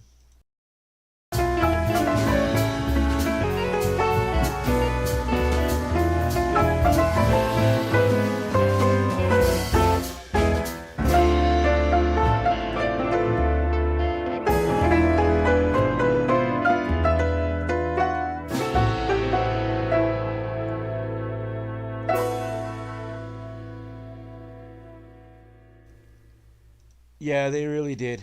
They really did, Big J. A lot of time to get healthy. Just like they gave the LA Kings a lot of time to rest up after the regular season. This series should have started on Saturday.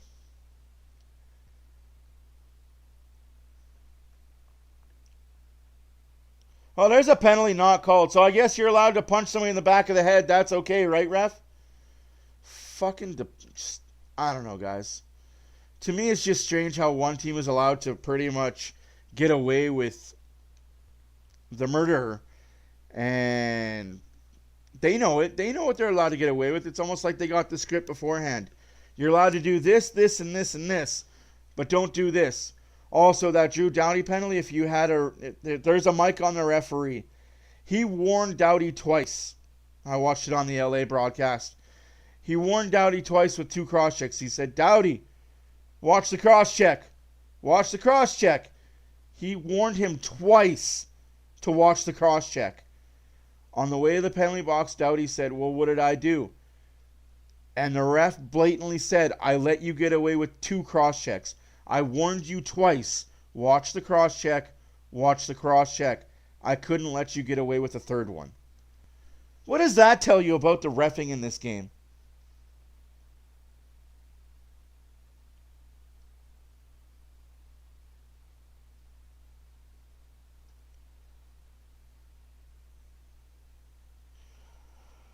Do you wish Edmonton had another team? Then they could have a battle? No, not at all. Why split up the fan base? I'm A-okay with the Oilers having one team. I'd be okay with it if it was the Alberta Oilers again, to be honest with you.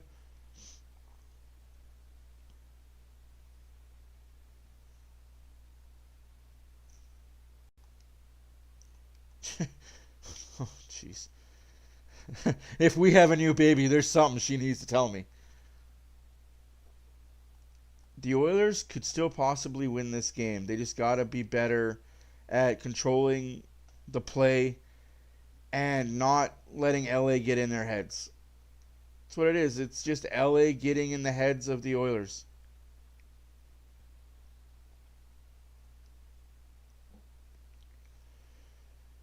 But the refs are letting one team play so far.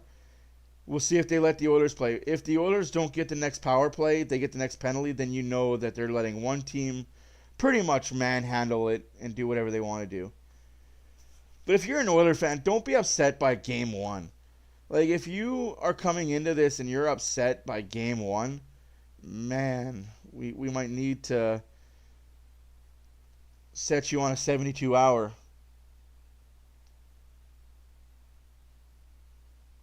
Oh, no, I agree. The Battle of Alberta is pretty cool. Like, we have another team in Alberta and Calgary. If they ever make the playoffs again, it'd be a good battle. But, like, that's what I like. That's a rivalry. Provincial rivals are rivalries. But having two teams in the same city, I wouldn't be a fan of that at all. You're diluting the fan base.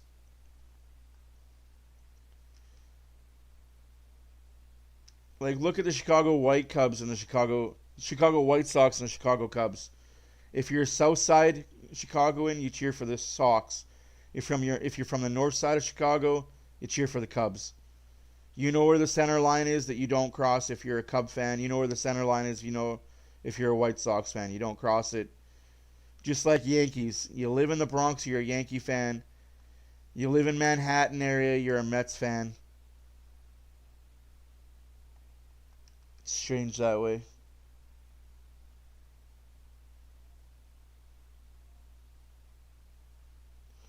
No, I get it, Lubo, but it's not that like their style isn't hurting the Oilers. The non-calls are getting the Oilers frustrated.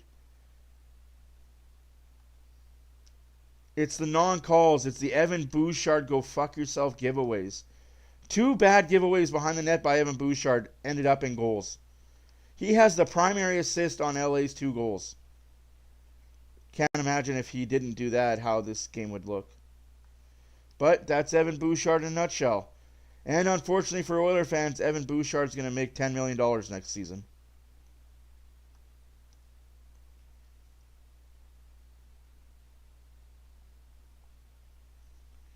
I would love to see another team in Toronto and see how they split their allegiances.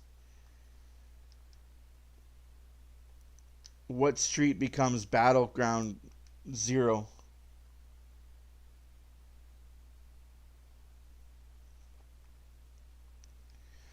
Like, that would be interesting. What street becomes battleground 0 for the two teams in Toronto?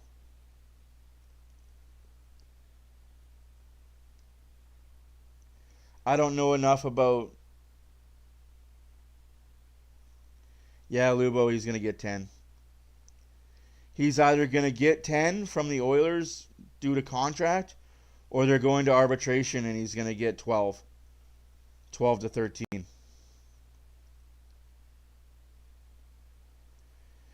I forgot, you haven't been here for a while, Lubo. So arbitration favors numbers. And what's one thing that Bouchard has as a defenseman the last 2.5 years? Numbers. 100-point scorer, most playoff points by a defenseman in 50 years. He has offensive numbers, and that's what arbitration looks at. They don't care that you're a minus 100. Munchie, sometimes I wonder, kid. Yes, there are 2 teams in Ontario. There are 2 teams in Alberta. What I'm saying is Toronto is not all of Ontario.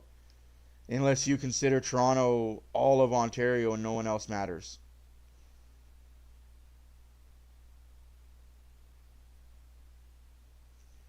Well, I'm not sure 3 teams would work on Ontario either. But Hamilton, Ontario, Hamilton, Ottawa, and Toronto. It's a lot of territory to share for TV deals and TV rights. I mean, it works for the CFL. Why wouldn't it work for the NHL? I mean, the CFL is not as big a contract for TV deal.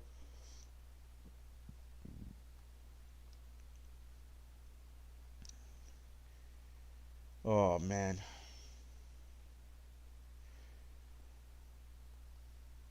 Sorry, I'm probably still heated from watching WrestleMania 41, to be honest with you. What a great pay-per-view. Start to finish. There was a few matches that were like, okay, well, let's just skip past this. But for the most part, the card from top to bottom, Saturday to Sunday, was a pretty damn good card. I love the Seth Rollins turn. I love giving John Cena the belt for the 17th time. The fact that he's going to take the belt and walk away and there's going to be a new belt created. I love it. Yeah, Cena won it for sure. Cheated, but hey. And that's another thing, too, that I laugh at. Because everybody's all upset that John Cena cheated to win. Do you know how many times Ric Flair cheated to win his 16 titles? I'm sorry, but Ric Flair was the dirtiest player in the game. That guy cheated every chance he got. So I appreciate the fact that John Cena did that to get his title. Of course, you got to interview Warren Fogle, who's done shit all game. My name's Warren Fogle. I don't like the Edmonton Oilers because I couldn't get playing time behind McDavid and Draisaitl. I was a third-line plug. In LA, I can play on the second line. I get power play time. Holy fuck.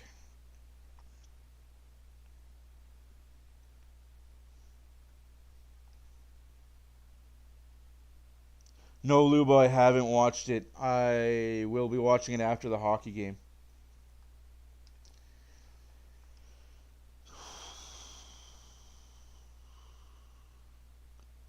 Yes, I have seen the movie Iron Cough. Amazing movie. Amazing movie. I am a big fan of wrestling movies. What another beautiful backhand goal by O'Connor. What about that kicked in goal that Lykinen scored on Sunday or on Saturday? I guess you really couldn't call it kicked in when his body was falling and it was just puck was on his foot.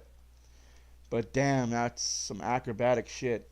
Like I said, guys, if we are really upset that the Oilers are losing 4-1 in Game 1 of the playoffs, we haven't been paying attention. Do you think St. Louis fans were pissed off that they were down in Game 1 to the Jets? No.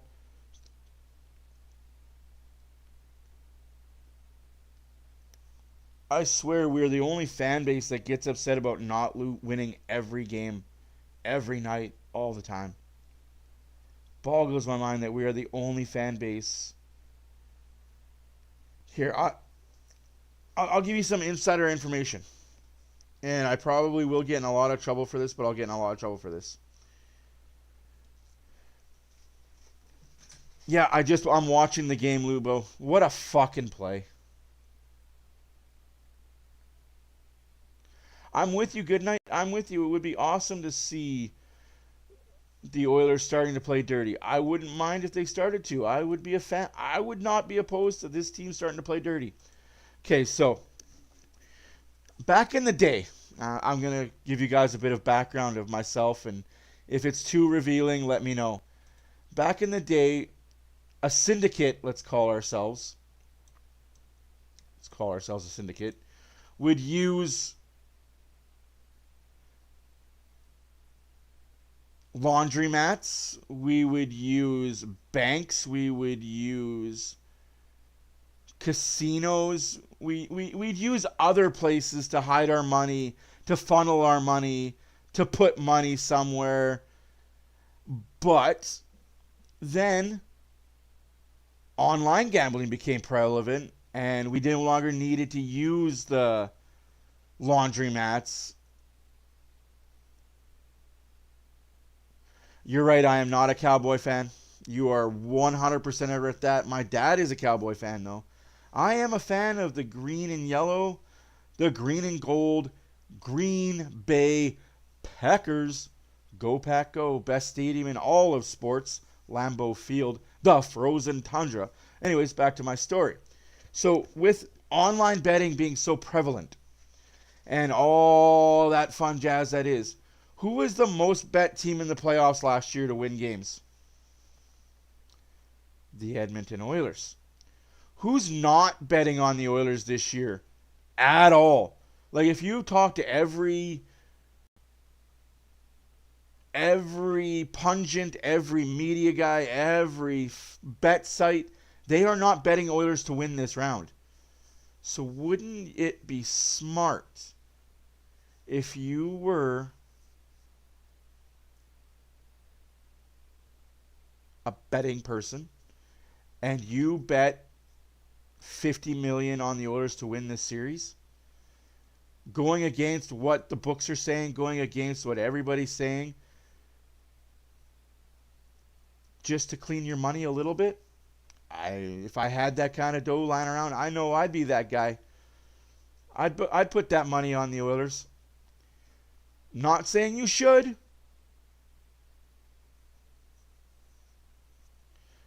but I'm just saying if I was still around that type of people and around that type of environment, I know what I'd do.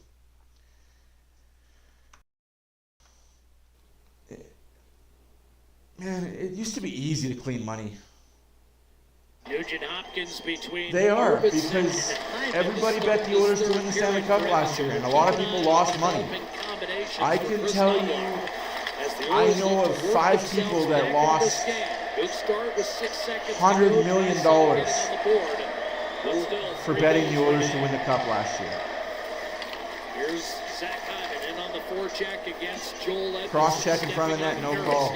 That's interesting. Whistled up near the clavicle, and Kemper puts it to rest. Pretty hard forecheck here by Zach Hyman to start out of the gates. And there you go, Big J. More urgency there you go, right? Edmonton just hasn't gotten to this enough. A hard hit, and Edmondson handles it well. A big guy in his own right at 6'5", but an aggressive forecheck here trying to disrupt the stir. They're still saying Skinner. Wouldn't it be something if the Oilers came back to win this game, or at least came back and made it interesting?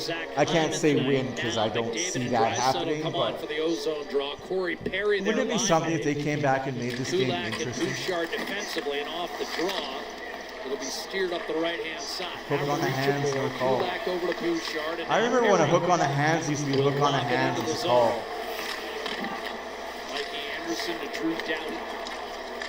Up the middle of the ice. Corey Perry told me on the plan a couple of days ago that his most painful loss other than Game 7 last year to Florida was as a member of the Anaheim Ducks when his team blew a 3-2 series lead and lost Game 7 on home ice to the LA Kings. Was en route to the second Stanley Cup championship in 3 years for LA. Drew Doughty.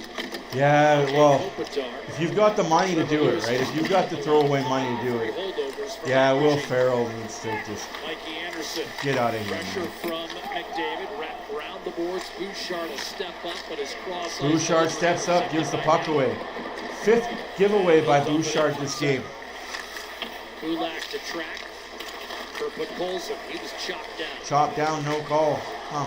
Enrique watches as the puck comes free to Connor Brown. They said it must be nice to be an LA King player knowing that you can do whatever the fuck you want to do and never get a call. Oilers pour back into the zone. Wallman had it swatted away by Kopitar. Adrian Kempe will challenge Nurse. Send it across Kuzmenko. Kempe shot, save made. Cross check again.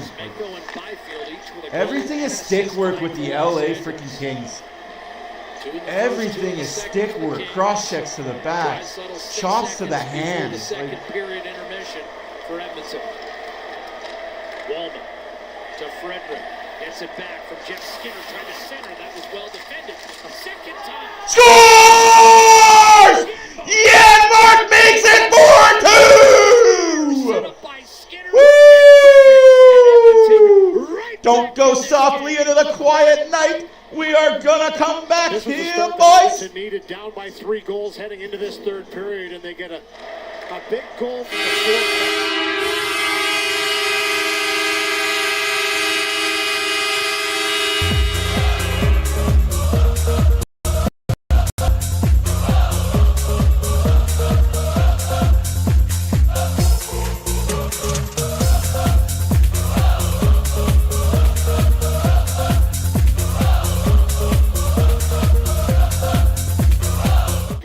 Trent Friedrich with his first assist as an Edmonton Oiler. First assist in the playoffs.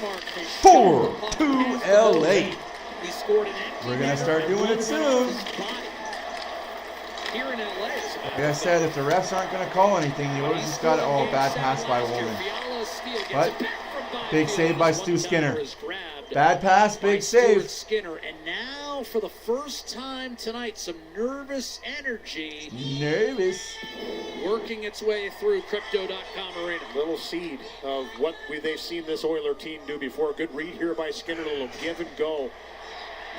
Sorry, folks, I get the puck animated. away, then receive it back on the one-timer. He can really shoot it. And people didn't like this Oilers lineup. They didn't like Janmark in the playoffs. We're too old.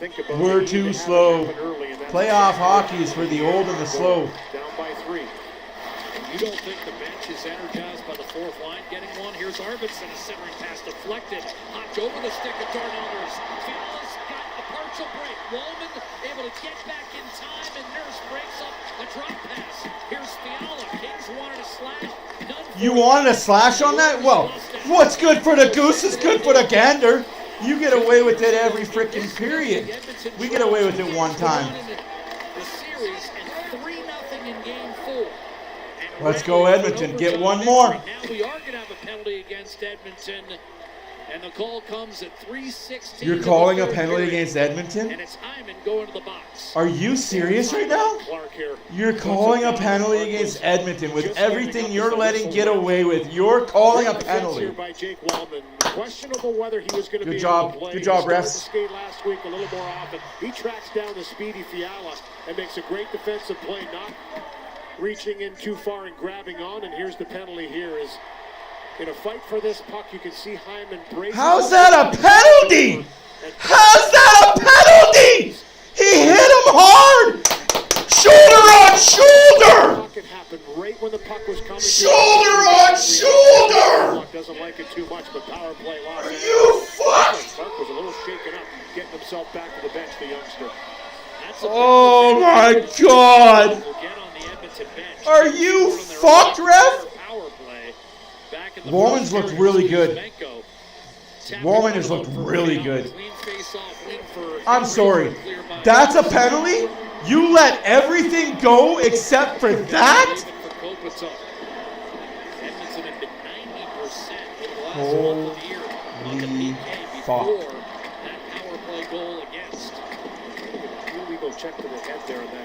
I'm sorry. But that was a shoulder-on-shoulder hit.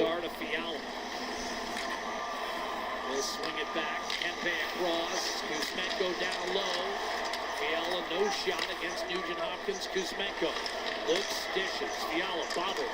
Got it back to Kempe. He'll shoot it. That was set by. Rebound Kopitar. Behind the net. Kuzmenko gives it right back to his captain. Kuzmenko a second time. Tucked inside for Byfield. Oh, Wallman gave the puck away, but clear by Emberson. One bad play doesn't mean he's playing bad. He's played good tonight. For what he's been able to do, he's played good. What a joke. From hundreds of hockey prizes, including a trip to the 2025 Stanley Cup Final. Visit Rogers.com/NHL to enter. For Canadians, what this a isn't just a joke. game, it's out. You've got to be kidding me with that call. Fans travel well. Minute left to go in the power play. 15:49 left to go in the third period. 4-2 The LA. LA Kings. Shots are 19-14 for LA. This is their second power play of the game. That puck was not dropped fairly. Linesman don't care. Loading, shooting, and a save made by Skinner. Looked off balance, but got it with the right shoulder against Fiala. Here's Kopitar trying to center. What a save! Skinner point blank. And then Kuzmenko got finished by Wallman. He didn't like the couple extra whacks, so Wallman just bulldozed him right out of there. And Kuzmenko stood his ground. Yeah, Kuzmenko, you better turtle. Wallman will take your head off. Wallman not too happy about that. Excellent save with the glove hand by Skinner, though, on the wicked shooter, Fiala. He can zip this puck. And you're right, he was stumbled. He was off balance, and he just kind of held his ground and made the save in an awkward position. Here's the one, that last little chop into the blocker and glove is what Wallman didn't like too much. 1, 2, and then right there, that last one where he was swinging in, Wallman said, yep, you're getting out of here. Good battle. LA desperately trying to negate the Edmonton momentum here. 15 and a half minutes still left in regulation. And 52 seconds on the power play. Face off with Kopitar. Kempe shot. When the puck is already back by the blue line for the other player has his stick down. Oilers on the PK looking good. That was one Kemper desperately needed. And now the Kings trying to clean Henrique out of the mix. Well, this one had a physical tone right away when you saw Hyman on the forecheck. I wouldn't want to get too heavily involved there, LA. It's carried through. And although Edmonton has scored the goal, there was a penalty from Hyman hitting Clark with a hit that he felt was legit, and so did Chris Knobloch, but the officials thought it was high. He gets dinged for that. But it's carried through on this power play for the Kings. Some choppiness in front of Skinner. You saw a little follow through on the other end for Kemper. On an outnumbered rush here, shorthanded as Henrique finds his puck out of his own. That's why I don't have. I don't put too much stock into game ones of any freaking series. It's one game. You're not gonna do anything in game one. You're not winning the series in game one. Sure, it's good to be up one, but especially if you're the home team. If you're the home team and you win game one, you're fucking supposed to. Beneath the dot. That's your job. Comes outside the zone. Deneau wins the draw. The Kings on the power play for another half minute. Brown and Janmark out there shorthanded. Wallman and Nurse. Fogle tugged it free, circling, peering inside, and then shoots into the waiting chest of Skinner. Another shot on Deneau, and this may be a penalty. 5-on-3 for the LA Kings because Pussy's standing in front of the net. If you want to stand in front of the net, you're going to get taken shots at. What a fucking bunch of babies. The temper is boiled over a little bit here as far as buzzing the tower. The Kings have done it all game long. It's resulted If you want to stand in front of the net, you're going to get a cross-check or two. You don't like it, don't stand there. And he stays there. No, refs are dictating this game. The second cross-check, I believe, gets up a little high. Here's the shot by Fogle, and then right there, he's right over top. The first one doesn't work, but then the second one he gets up and... Oh, boo-hoo, Deneau. Holy crap. Wallman's the one that delivers this cross-check as he lifts the stick and then comes through. So a 5-on-3 for 22 seconds. No timeout from Jim Heller. Kopitar against 5-on-3 for the LA Kings. I'm an NHL ref. I don't care.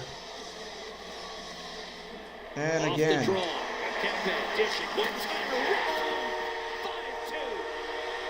I sure hope you made it 5-2.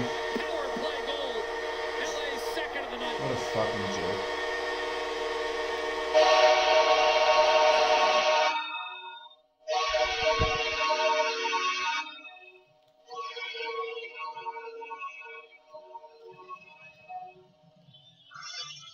As he flares out, Pickle in the rafters waiting for this pass. What I don't understand is you look at that face-off.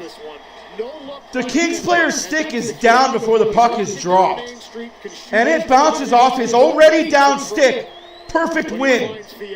With the no-looker as he zips this one over in the one-timer up under the bar on the glove hand side. Beautiful shot. 5-2 LA, but hey, you've got all the power plays. I would be winning too. Fucking clown shows. Even if they don't score, Oh, I really cannot wait for game 2.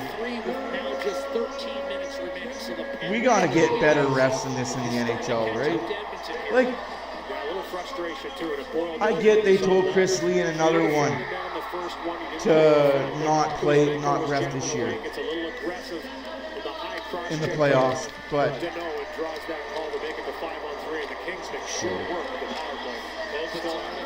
Kuzmenko didn't get a shot away. Byfield is finished in the corner by Anderson, and now Connor Brown will turn and clear off the glove of Kempe back towards center. Andrei Kuzmenko, a 3-point night for LA. Playoff debut, and it's been a good one for Andrei Kuzmenko, who's found new life after running out of favor in both Vancouver and Calgary. Cleared by Brown to the LA line. Well, he's shown that he can step into a new team and have success right away. It didn't take off right away for Kuzmenko here in Los Angeles, but once he found, his chemistry with both Kopitar and Kempe, they've remained together on the power play. He just gives them another threat. To your point, he didn't have a point in his first 7 games with Los Angeles, but Louis now got 16 points in his last 11. Turning it on. 4 to Fogle. And a lot to talk about it, not just the offensive side of it. He's really bought in. Has a great relationship with Kopitar, respects him immensely, and here's McDavid. One-on-one against Drew Dowdy. McDavid, a backhander save made. Kemper, shorthanded bid by Connor McDavid with 13 and a half to go in the third period. And that's a sign Chris Knobloch's aware of the game situation, getting McDavid out there to potentially wreak some shorthanded havoc. Yeah, always dangerous when he's on the ice. Just a little chip to himself as he just makes I get that the refs are always going to be horrible, but they could at least try and not make it so blatant. At least try and hide it. There's going to be a conversation afterwards, as those two have seen a lot of battles against one another.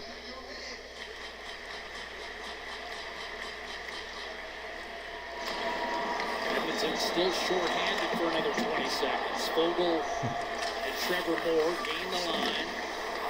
Enrique and Nugent-Hopkins shorthanded, and Enrique forced a turnover. Nugent-Hopkins. There was an elbow to the head, no call. Interesting that a guy's allowed to adjust his route, elbow somebody, and that's not called. But you can't body check. No, if you're an Edmonton Oilers player, don't throw a body.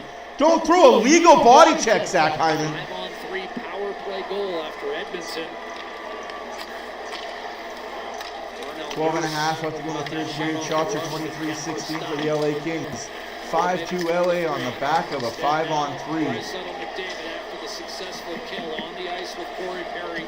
Back 5-on-5. Bouchard gives it up for McDavid. Heading for the LA net, double team. Bouchard pounds it on net. Save made by Kemper. Rebound Edmondson, and he rifles icing against LA. This will be all icing all the time against the Kings. Again, thank you guys for being here. My name is Matt for Oilers Fan Reaction. If you're new here, please like, sweeteners, please and push no the subscribe colors button. from artificial sources. Body Armor, the official sports hydration partner of the comments. NHL. Oh, it's just game 1, With a folks. pretty good We're just getting warmed up. Nugent There's an Hopkins elbow. tries to Like, get that's to a the fucking inside, shoulder elbow. to shoulder, and Nugent Hopkins That's shoulder to shoulder, Louis? That's shoulder to shoulder? No, that's an elbow to the shoulder, dum-dum. Second period made it 4-0 and has been Holy physical. fuck, A couple Louis. of hits and a big one there on Nugent Hopkins.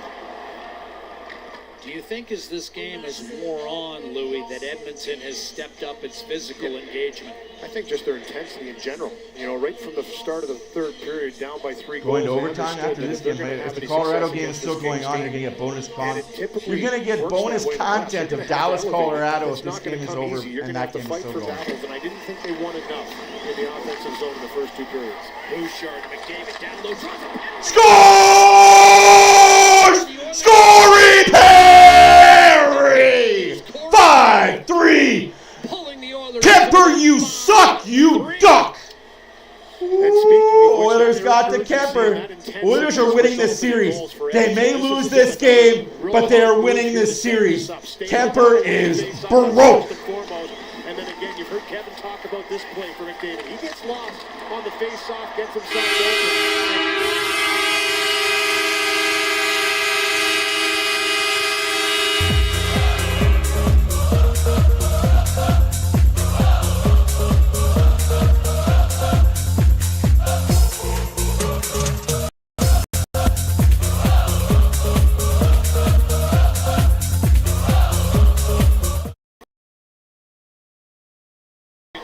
I'm sorry, I'm telling you guys right now.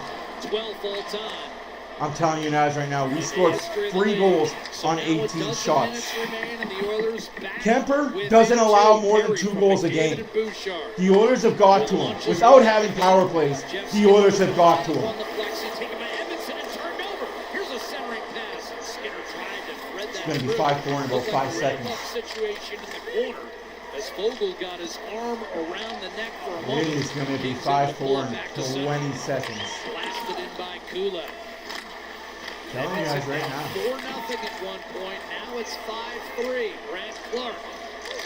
Oilers are winning this series. If I'm a Kings fan, I'm scared now. Oilers have mojo. Oilers have been able to get to your goalie 3 times. It's not good for the Kings. From center. Indeed, Gowdy quickly exiting the zone for Byfield. Nurse back defensively. Byfield a shot. This is what I like to see. Nurse Wallman. That's a good defensive pair.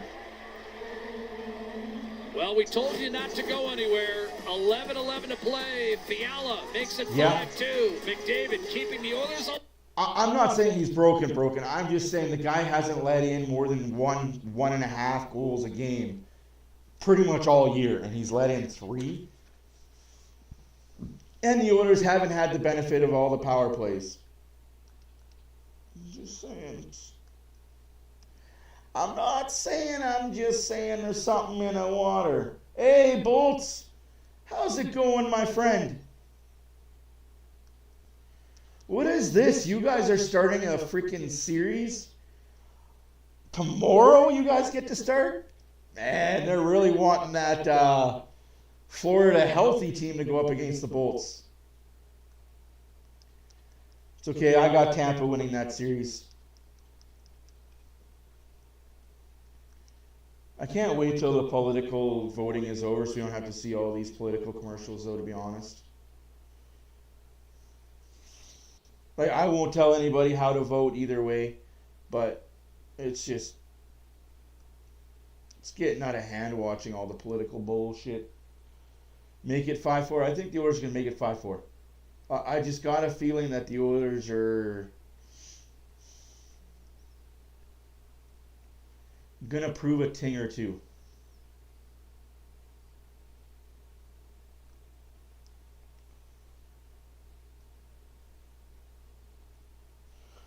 Oh, yeah, man. That's going to be a really great series. You enjoy that series, Bolts. Like, that's awesome, man. Like, Tampa's a dark horse, man. They haven't been great all year. They've been good, but haven't been that usual great team. Florida in 7? Do you really want Florida in 7, though? Because that means that the Toronto Maple Leafs, if they get by Ottawa, will have to face Florida. Game, Leon Draisaitl, Connor McDavid. The Edmonton Oilers sticking around in this one. They were down 4-0. Final 10 seconds of the second. Draisaitl got one back. Oilers pulled within 4-2, took a couple of penalties, and did they just take another one? That get up on the heel of the stick. Said it went off the glass, but then the official came over and said, Kyle Raymond thinks it's a penalty. Well, he did. He motioned to the box, but the linesman that was right there said it ticked. This is interesting. It ticked. Wow. Kyle Raymond, you stupid fuckstick. The initial call by the linesman was... Pull your head out of your ass. That's not a penalty. But then Kyle Raymond came over and said, nope, that was over. So let's take a look here. And from Wallman's reaction... That ticked! Boy, you could hear it! It's hard to tell in that look, but I didn't see it tick the glass. It was already kind of low. A little bit better angle here. I think it's a penalty. And it looks like it goes right over. That's a joke. That's a joke. 11 minutes to go. That's a joke. And here's the thing. Wallman is saying, did you look at it? But here's the thing, Louis. Even if LA doesn't convert, it can shrink. That's 2 minutes off the clock.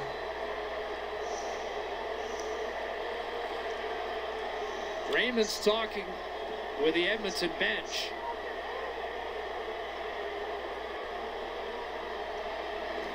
And we may be looking here They're going to challenge. Yeah. Edmonton is challenging the play that they say it's deflected off the glass. It did deflect off the glass. You can see where it deflected. Rolling the dice a bit here.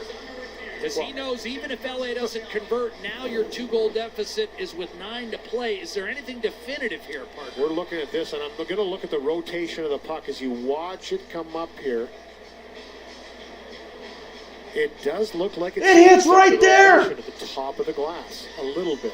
On my look right there, did you see that or no? So if you watch the puck coming up through the glass, when it hits, if it hits, it will change it. And it looks like it speeds up, but it's really close. I wonder if we have an overhead that may be able to show that rotation. And if it did touch it, it was literally the top of the glass. Yes. If there's an overhead where it would show the rotation a little more definitively. But also playing into challenge the everything, fact the Kings are 2 for 3 on the power play. So if you're going to, see, they're looking at it, and Wallman's seen something there in the bench that's telling him that went off the glass. He was pretty adamant about it. And like I said, the initial call by the linesman was it ticked off the glass. He motioned that it ticked. So here it is here. And he heard it. It's going to be the tip of the angled glass down. And yeah, it looks like it makes a little bit of a, it looks like it changes its rotation a bit. Didn't we have one of these a couple of years ago in here? Let's see if this gives us a better look. Well, now it's going to disappear into the darkness, isn't it? I don't think this is going to show us much. Yeah, that one, for me, doesn't do anything for me. I wonder if there's an overhead that, remember, Louis, sometimes we don't get all the angles the NHL is privy to. Again, I'm watching the rotation of the puck when this comes up through the glass. Man. So if you watch this come up, and this is the best look that we have, he's thinking that it touched the top of that angled glass. Well, the problem here, Louis, is that definitive enough? It's been called a penalty. So therefore it has to be definitive enough to override it. And I almost think we can have a better idea on how much that rotation changed, if at all, if there was some grievances we have with the overhead. refs. But when you see the one where Wallman's back to the camera, it disappears into the darkness. Because, Louis, I see a little bit about what you're saying. I just don't know it's definitive. It looks like it does a little bit, but it's really, I mean, is it enough to override it? That's what I mean. I'm not sure it is. I have a hard time saying it is, to be honest with you. And obviously they're having a heck of a time deciphering.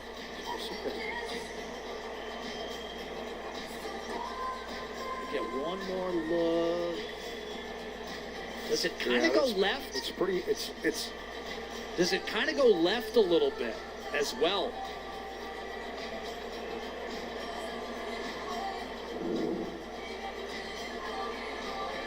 Louis, do you think that path involves a ricochet to the left slightly? Forget the rotation for a moment. Does this puck... Let's see if this one is any better. This is a little different look here. Yeah, I think it disappears it's so hard with it blending into the darkness of the crowd. Yeah. I'm wondering... This is a tough one. I don't think they can override this with what we've seen. After the video review, the call on the ice is confirmed. Yeah. The puck does not deflect off the glass. 96, win a game, puck over the glass. Also, bench minor for a challenge unsuccessful. What a joke. This league is a fucking joke. You could see it hit off the glass. Holy fuck. 5-on-3 for the LA Kings. A couple of years ago, Louis, Trevor Moore was involved in a play where there was a high stick. Funny how a high stick by Trevor Moore doesn't get called, but you call that one. Stick eventually shot into the net by Trevor Moore. It was a game-winning goal. And in overtime. It was an overtime winner. 5-on-3 for the LA Kings with 11 minutes left to go in the game. This was the look the league used. They just felt they couldn't override this with this look, and I agree with them. It was pretty hard to tell. It just, I mean, the puck was moving a little bit through the glass, and then when you see it clear, it looks like it speeds up maybe a little bit, but too hard to tell. I would have probably phrased it differently. I wouldn't have said confirmed. I would have said there's not ample evidence enough to overturn the call. Better point, for sure. I agree with you.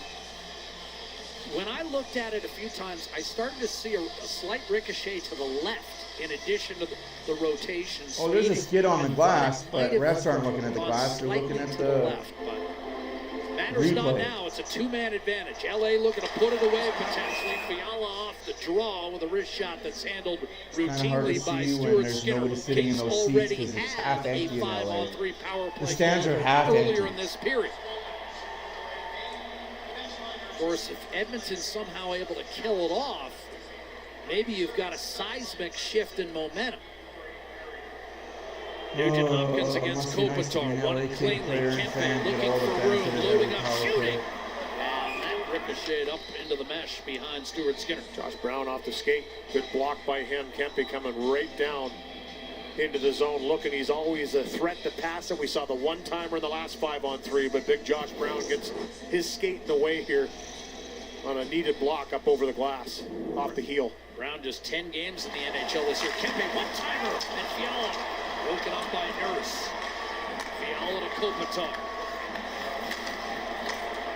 Fiala to Kempe, gets it back, loads, shoots. Save made, Skinner, rebound, Fiala. Shovels it around the boards. I know it's game one. I just hate that we were getting dog picked so bad. Kempe, one-timer, Fiala, block shot again, Nurse, selling out. Kopitar, 5-on-3 for a full team. a second time, one-timer, Kuzmenko, save made. Oh, there's a slash, no call. Kings Slash him in the freaking finger. He'll step up, he'll dish. Lock pass. Grabbed by Byfield. Kuzmenko, shadowed by Brown, inside. Byfield, shot denied by Skinner. Fiala, set up, Kempe, back to Fiala, one-timer, save. And that might have clocked the outside of the goalpost. Here's Kempe. Kuzmenko, Kings, pressing, looking for much-needed insurance. One-timer, Kempe blocked, rebound, Fiala, blows and fires, missed the net. It's like duck hunt out there right now.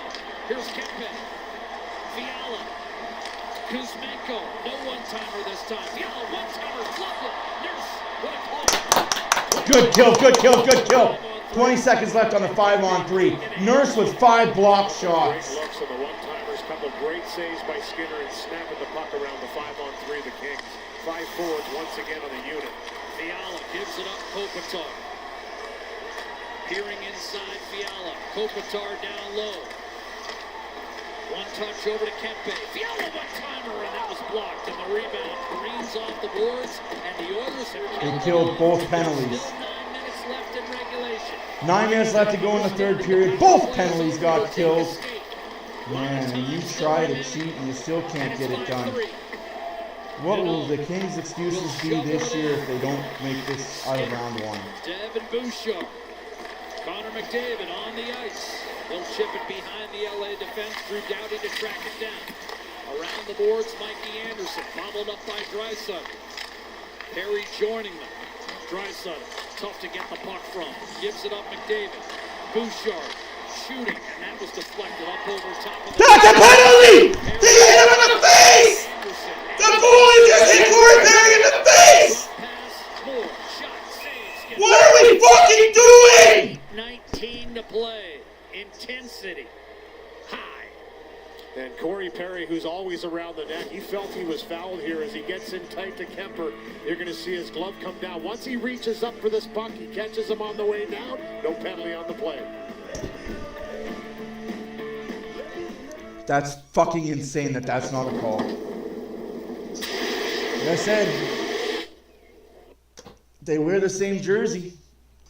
You might as well have 7 players on the ice at all times, LA. You wear the same goddamn jerseys.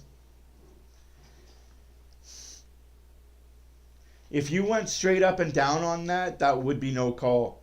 But you went up and out.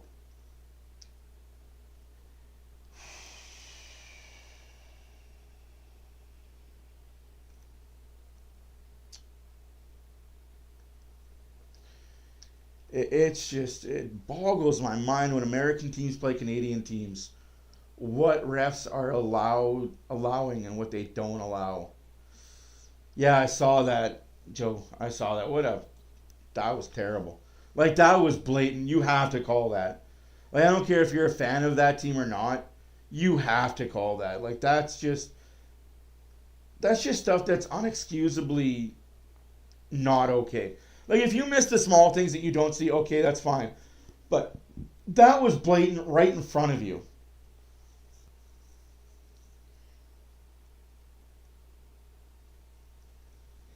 I don't know, man. It's just tough sometimes watching this league, the best hockey league in the world, with probably the worst fans, the worst refs in the world.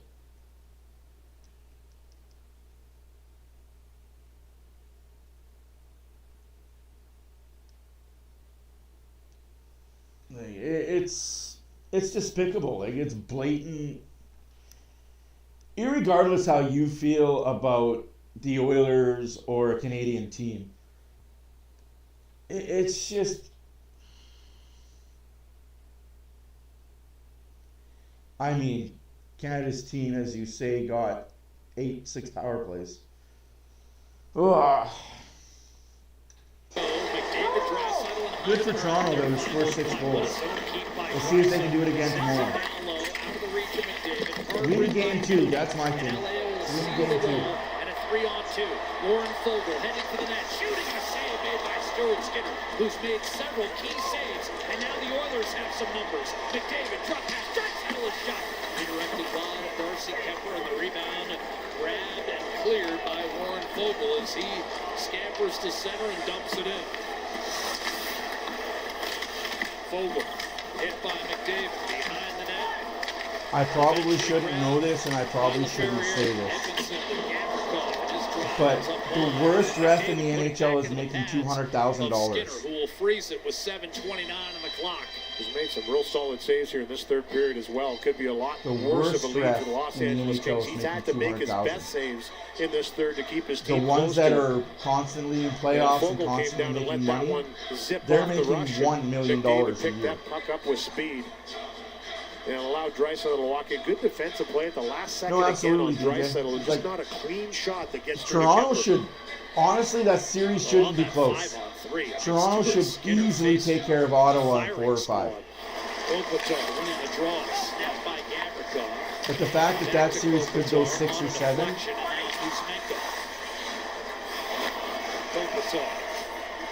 Like, Carolina should take care of New Jersey in 4 or 5. Toronto should take care of Ottawa in 4 or 5. Looking for Jeff Skinner, settled by Gavrikov. Vegas should take care of Minnesota in 4 or 5. Great play by Wallman and knocked it away from his fellow number 96. Kopitar. Again, Wallman against Kuzmenko, and again he wins the battle. Up to Darnell Nurse, chipped ahead.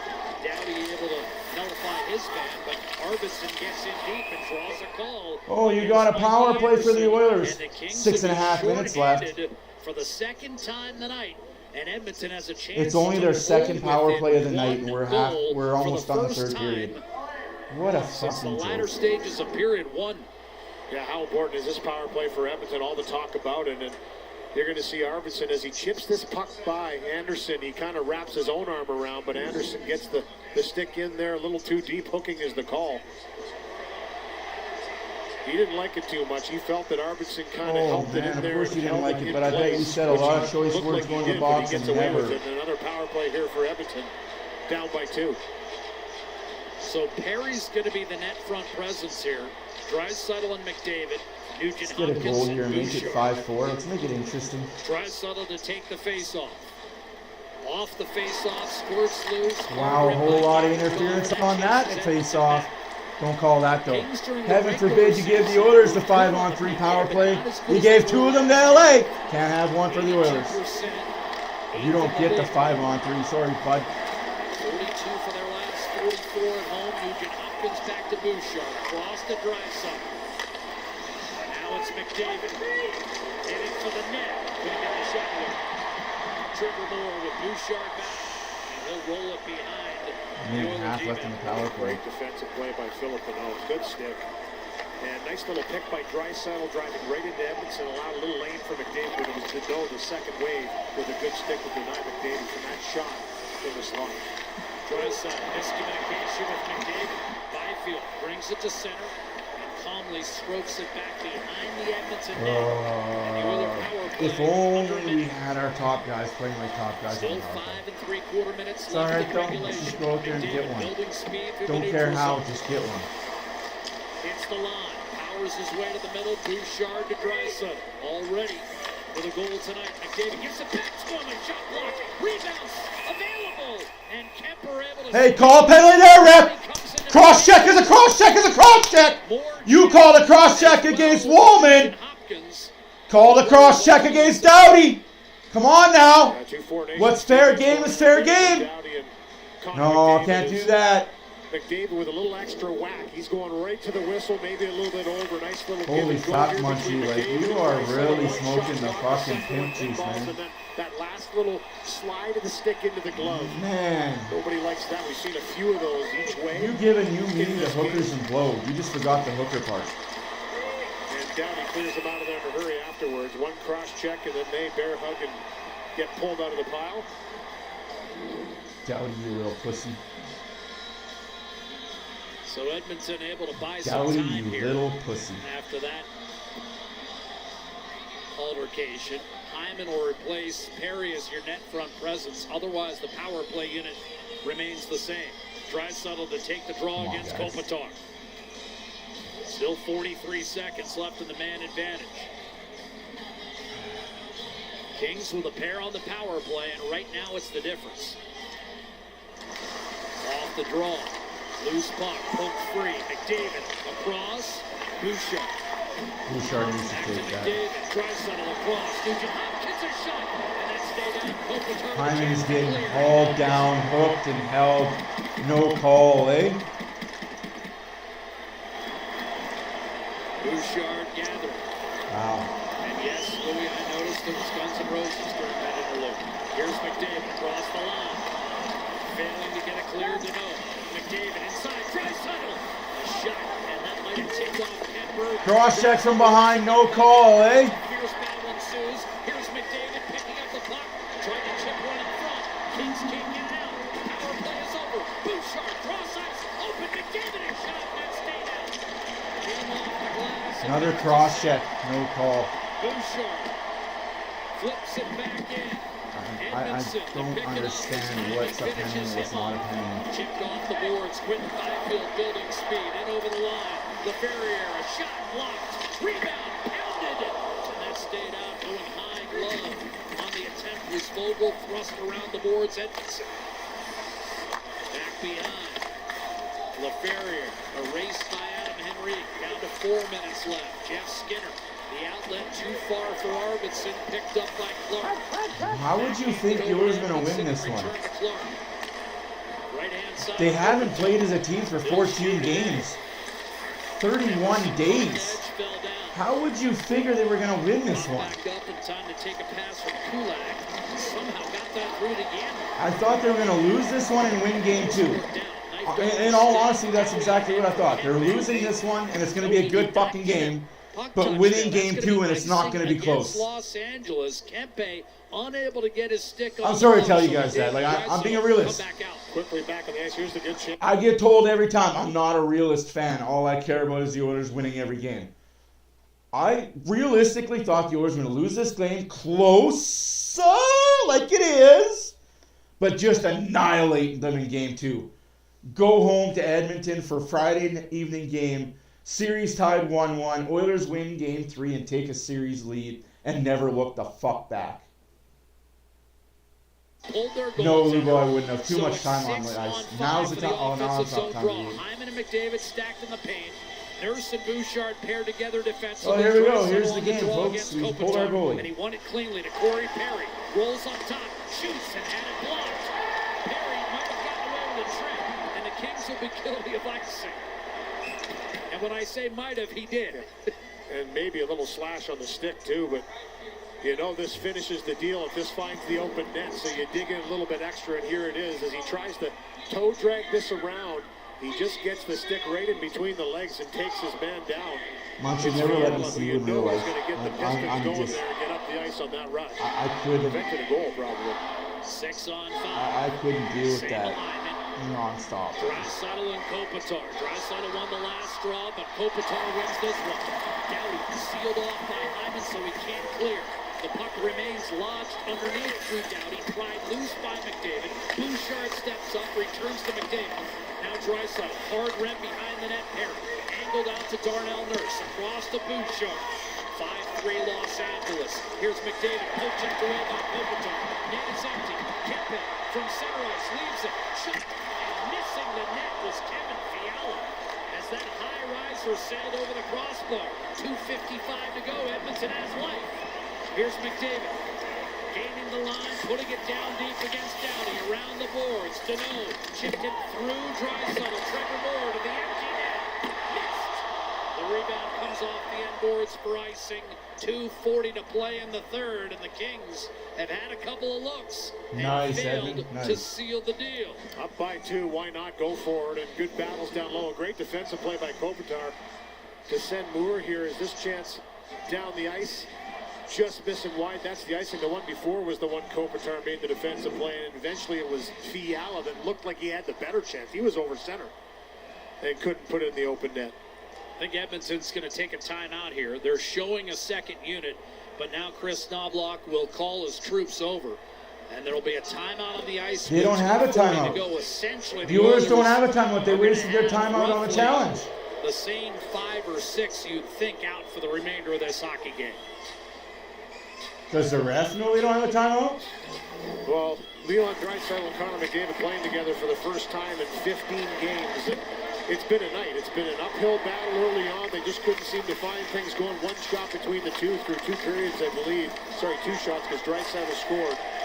And that's yeah, you're right. We were going to pull him with that much time left. They carried that forward again, but I would have pulled him for the power play as well. Find their way through checks like that. He goes around Kopitar, McDavid, finds Draisaitl. Not going to be easy. The LA Kings know that if they want to win this series, they have to shut down 97 and 29.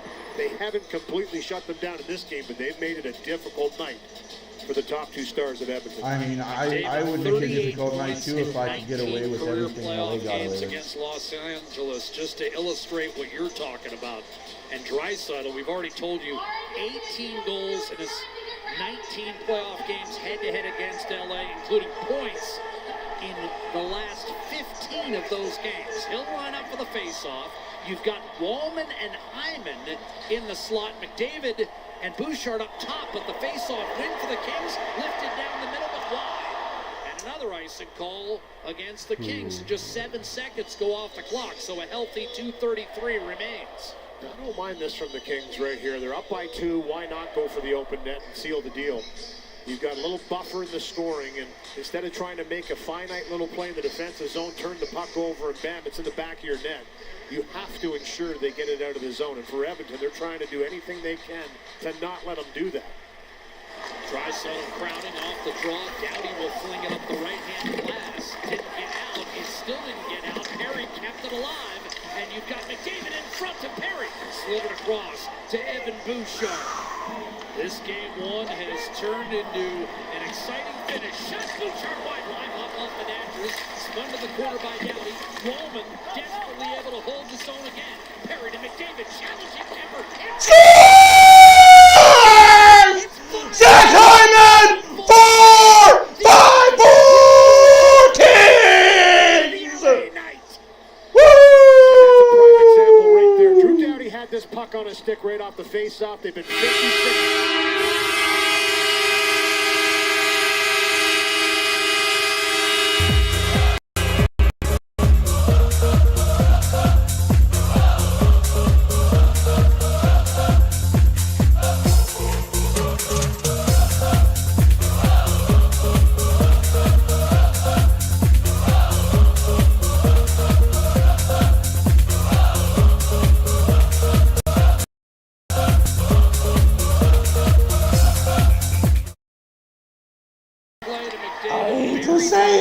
I hate to say it. But Kemper, hearing them footsteps, All those missed empty nets for LA. Oh, Kemper, you's in trouble. Hey, remember last year when Talbot was .950 going into the playoffs with a save percentage? Remember the year before that when it was, I thought that was in. And ends up over the net and out of play. So, remember 2 years ago when Jonathan Quick was .952 and Talbot was .950 going into the playoffs and Kemper's .922 going into the playoffs? Guess what? We don't give a fuck what your pay percentage is in the regular season. Not a fucking clue. Because guess what? We're going to beat you guys when it matters the most. Win your game ones with your best goalie. Go ahead. Do it. Win your games ones with your best goalie. And if anybody says that this is on Stuart Skinner, they can go F themselves. This is not on Stuart Skinner. He's a reason why this game is even close. 30 shots. Back in 1982, accomplished by LA against Edmonton. The Kings get it clear up the right-hand side. Bouchard to Draisaitl, center ice. 1 minute, 30 seconds to go. Here's McDavid working his way to the net. Score! 5-5! 5-5! Connor McDavid from the McDavid clan, McDavid! Woo! And the LA Kings were playing the perfect hockey game, but Edmonton...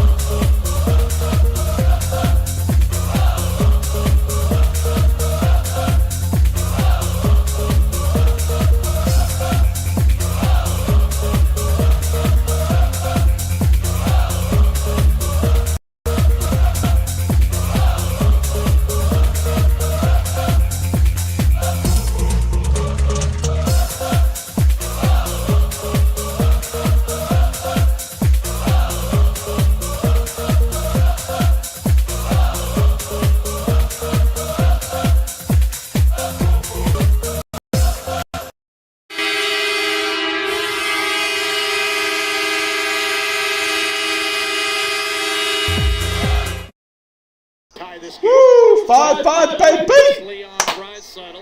Let's go. Sorry, guys. I was making a quick TikTok. Is wise here. He's thinking, let's win it right here, let's right go. now. Let's get this 6-5. So for all the haters out there drinking that haterade, how does it feel? Draisaitl against Danault. Bandwagon is full. We don't want you. They can rest these guys. So why can not we just stop with the hate on this team? I'm sorry, but fuck me with the hate on this team. When you've got 9-7, you've got 29, you've got time. Don't give me this LA never loses at home. LA never gives up more than 1 goal a game at home. They gave up 5. 4 in the third period. And they had 2 5-on-3 power plays. Excuse the fuck out of me. No sustained flow through the neutral zone, and Edmonton coming in waves against Kemper and the Kings. Coming in waves. You want a captain? You want a leader? His name is Connor McDavid from the clan McDavid. Scored the game-winning goal. He's right down there between the benches calling the game. There he is. There, one of the good guys. Had a great conversation with him yesterday, and what a goal for him.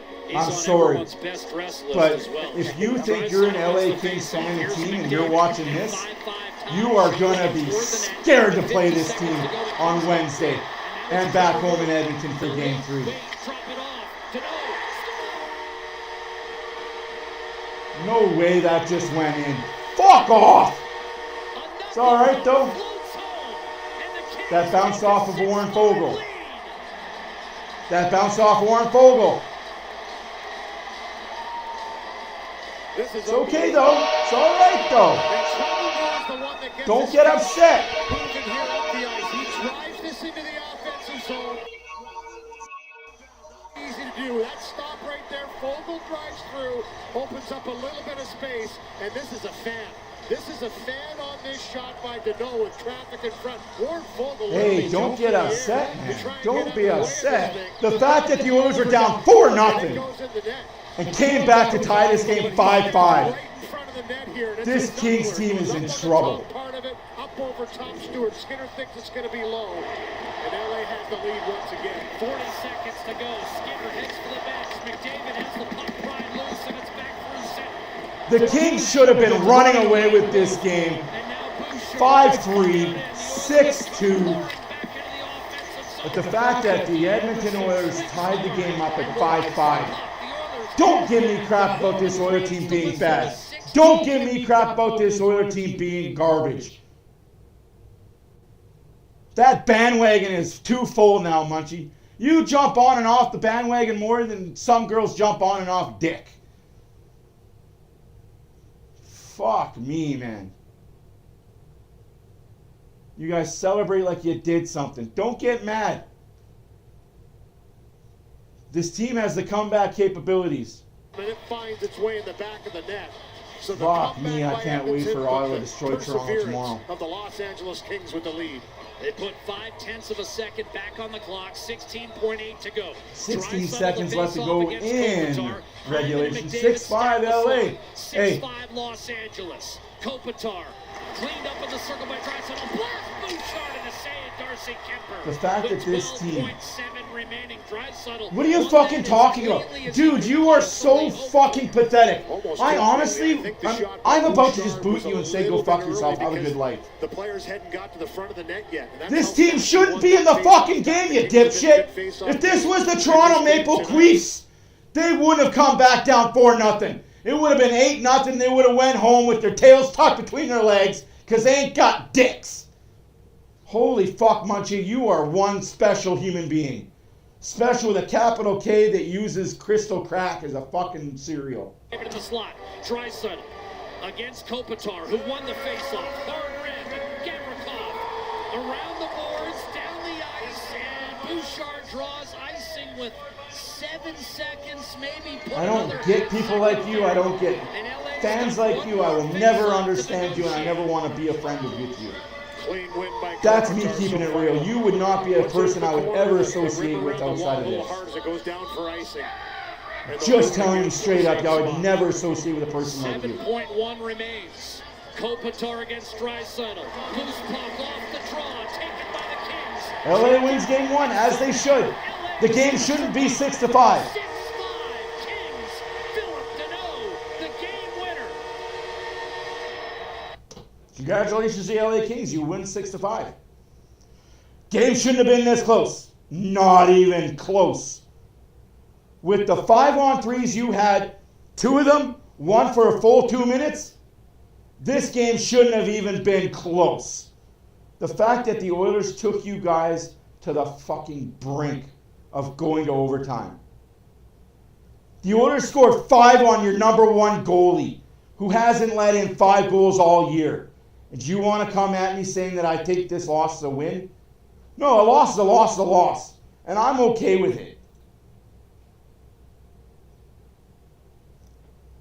Buddy, I really hope you don't come back. And I don't say that to a lot of people, but I really hope you don't come back.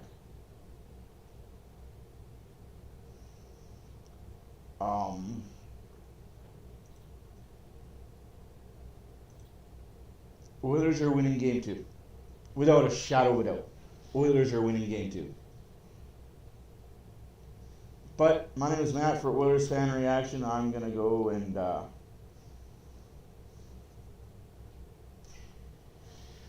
talk to some people.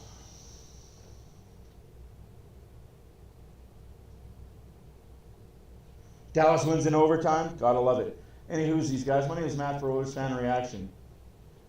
Hopefully you guys enjoyed the stream. Congratulations to the LA Kings. You win game 1.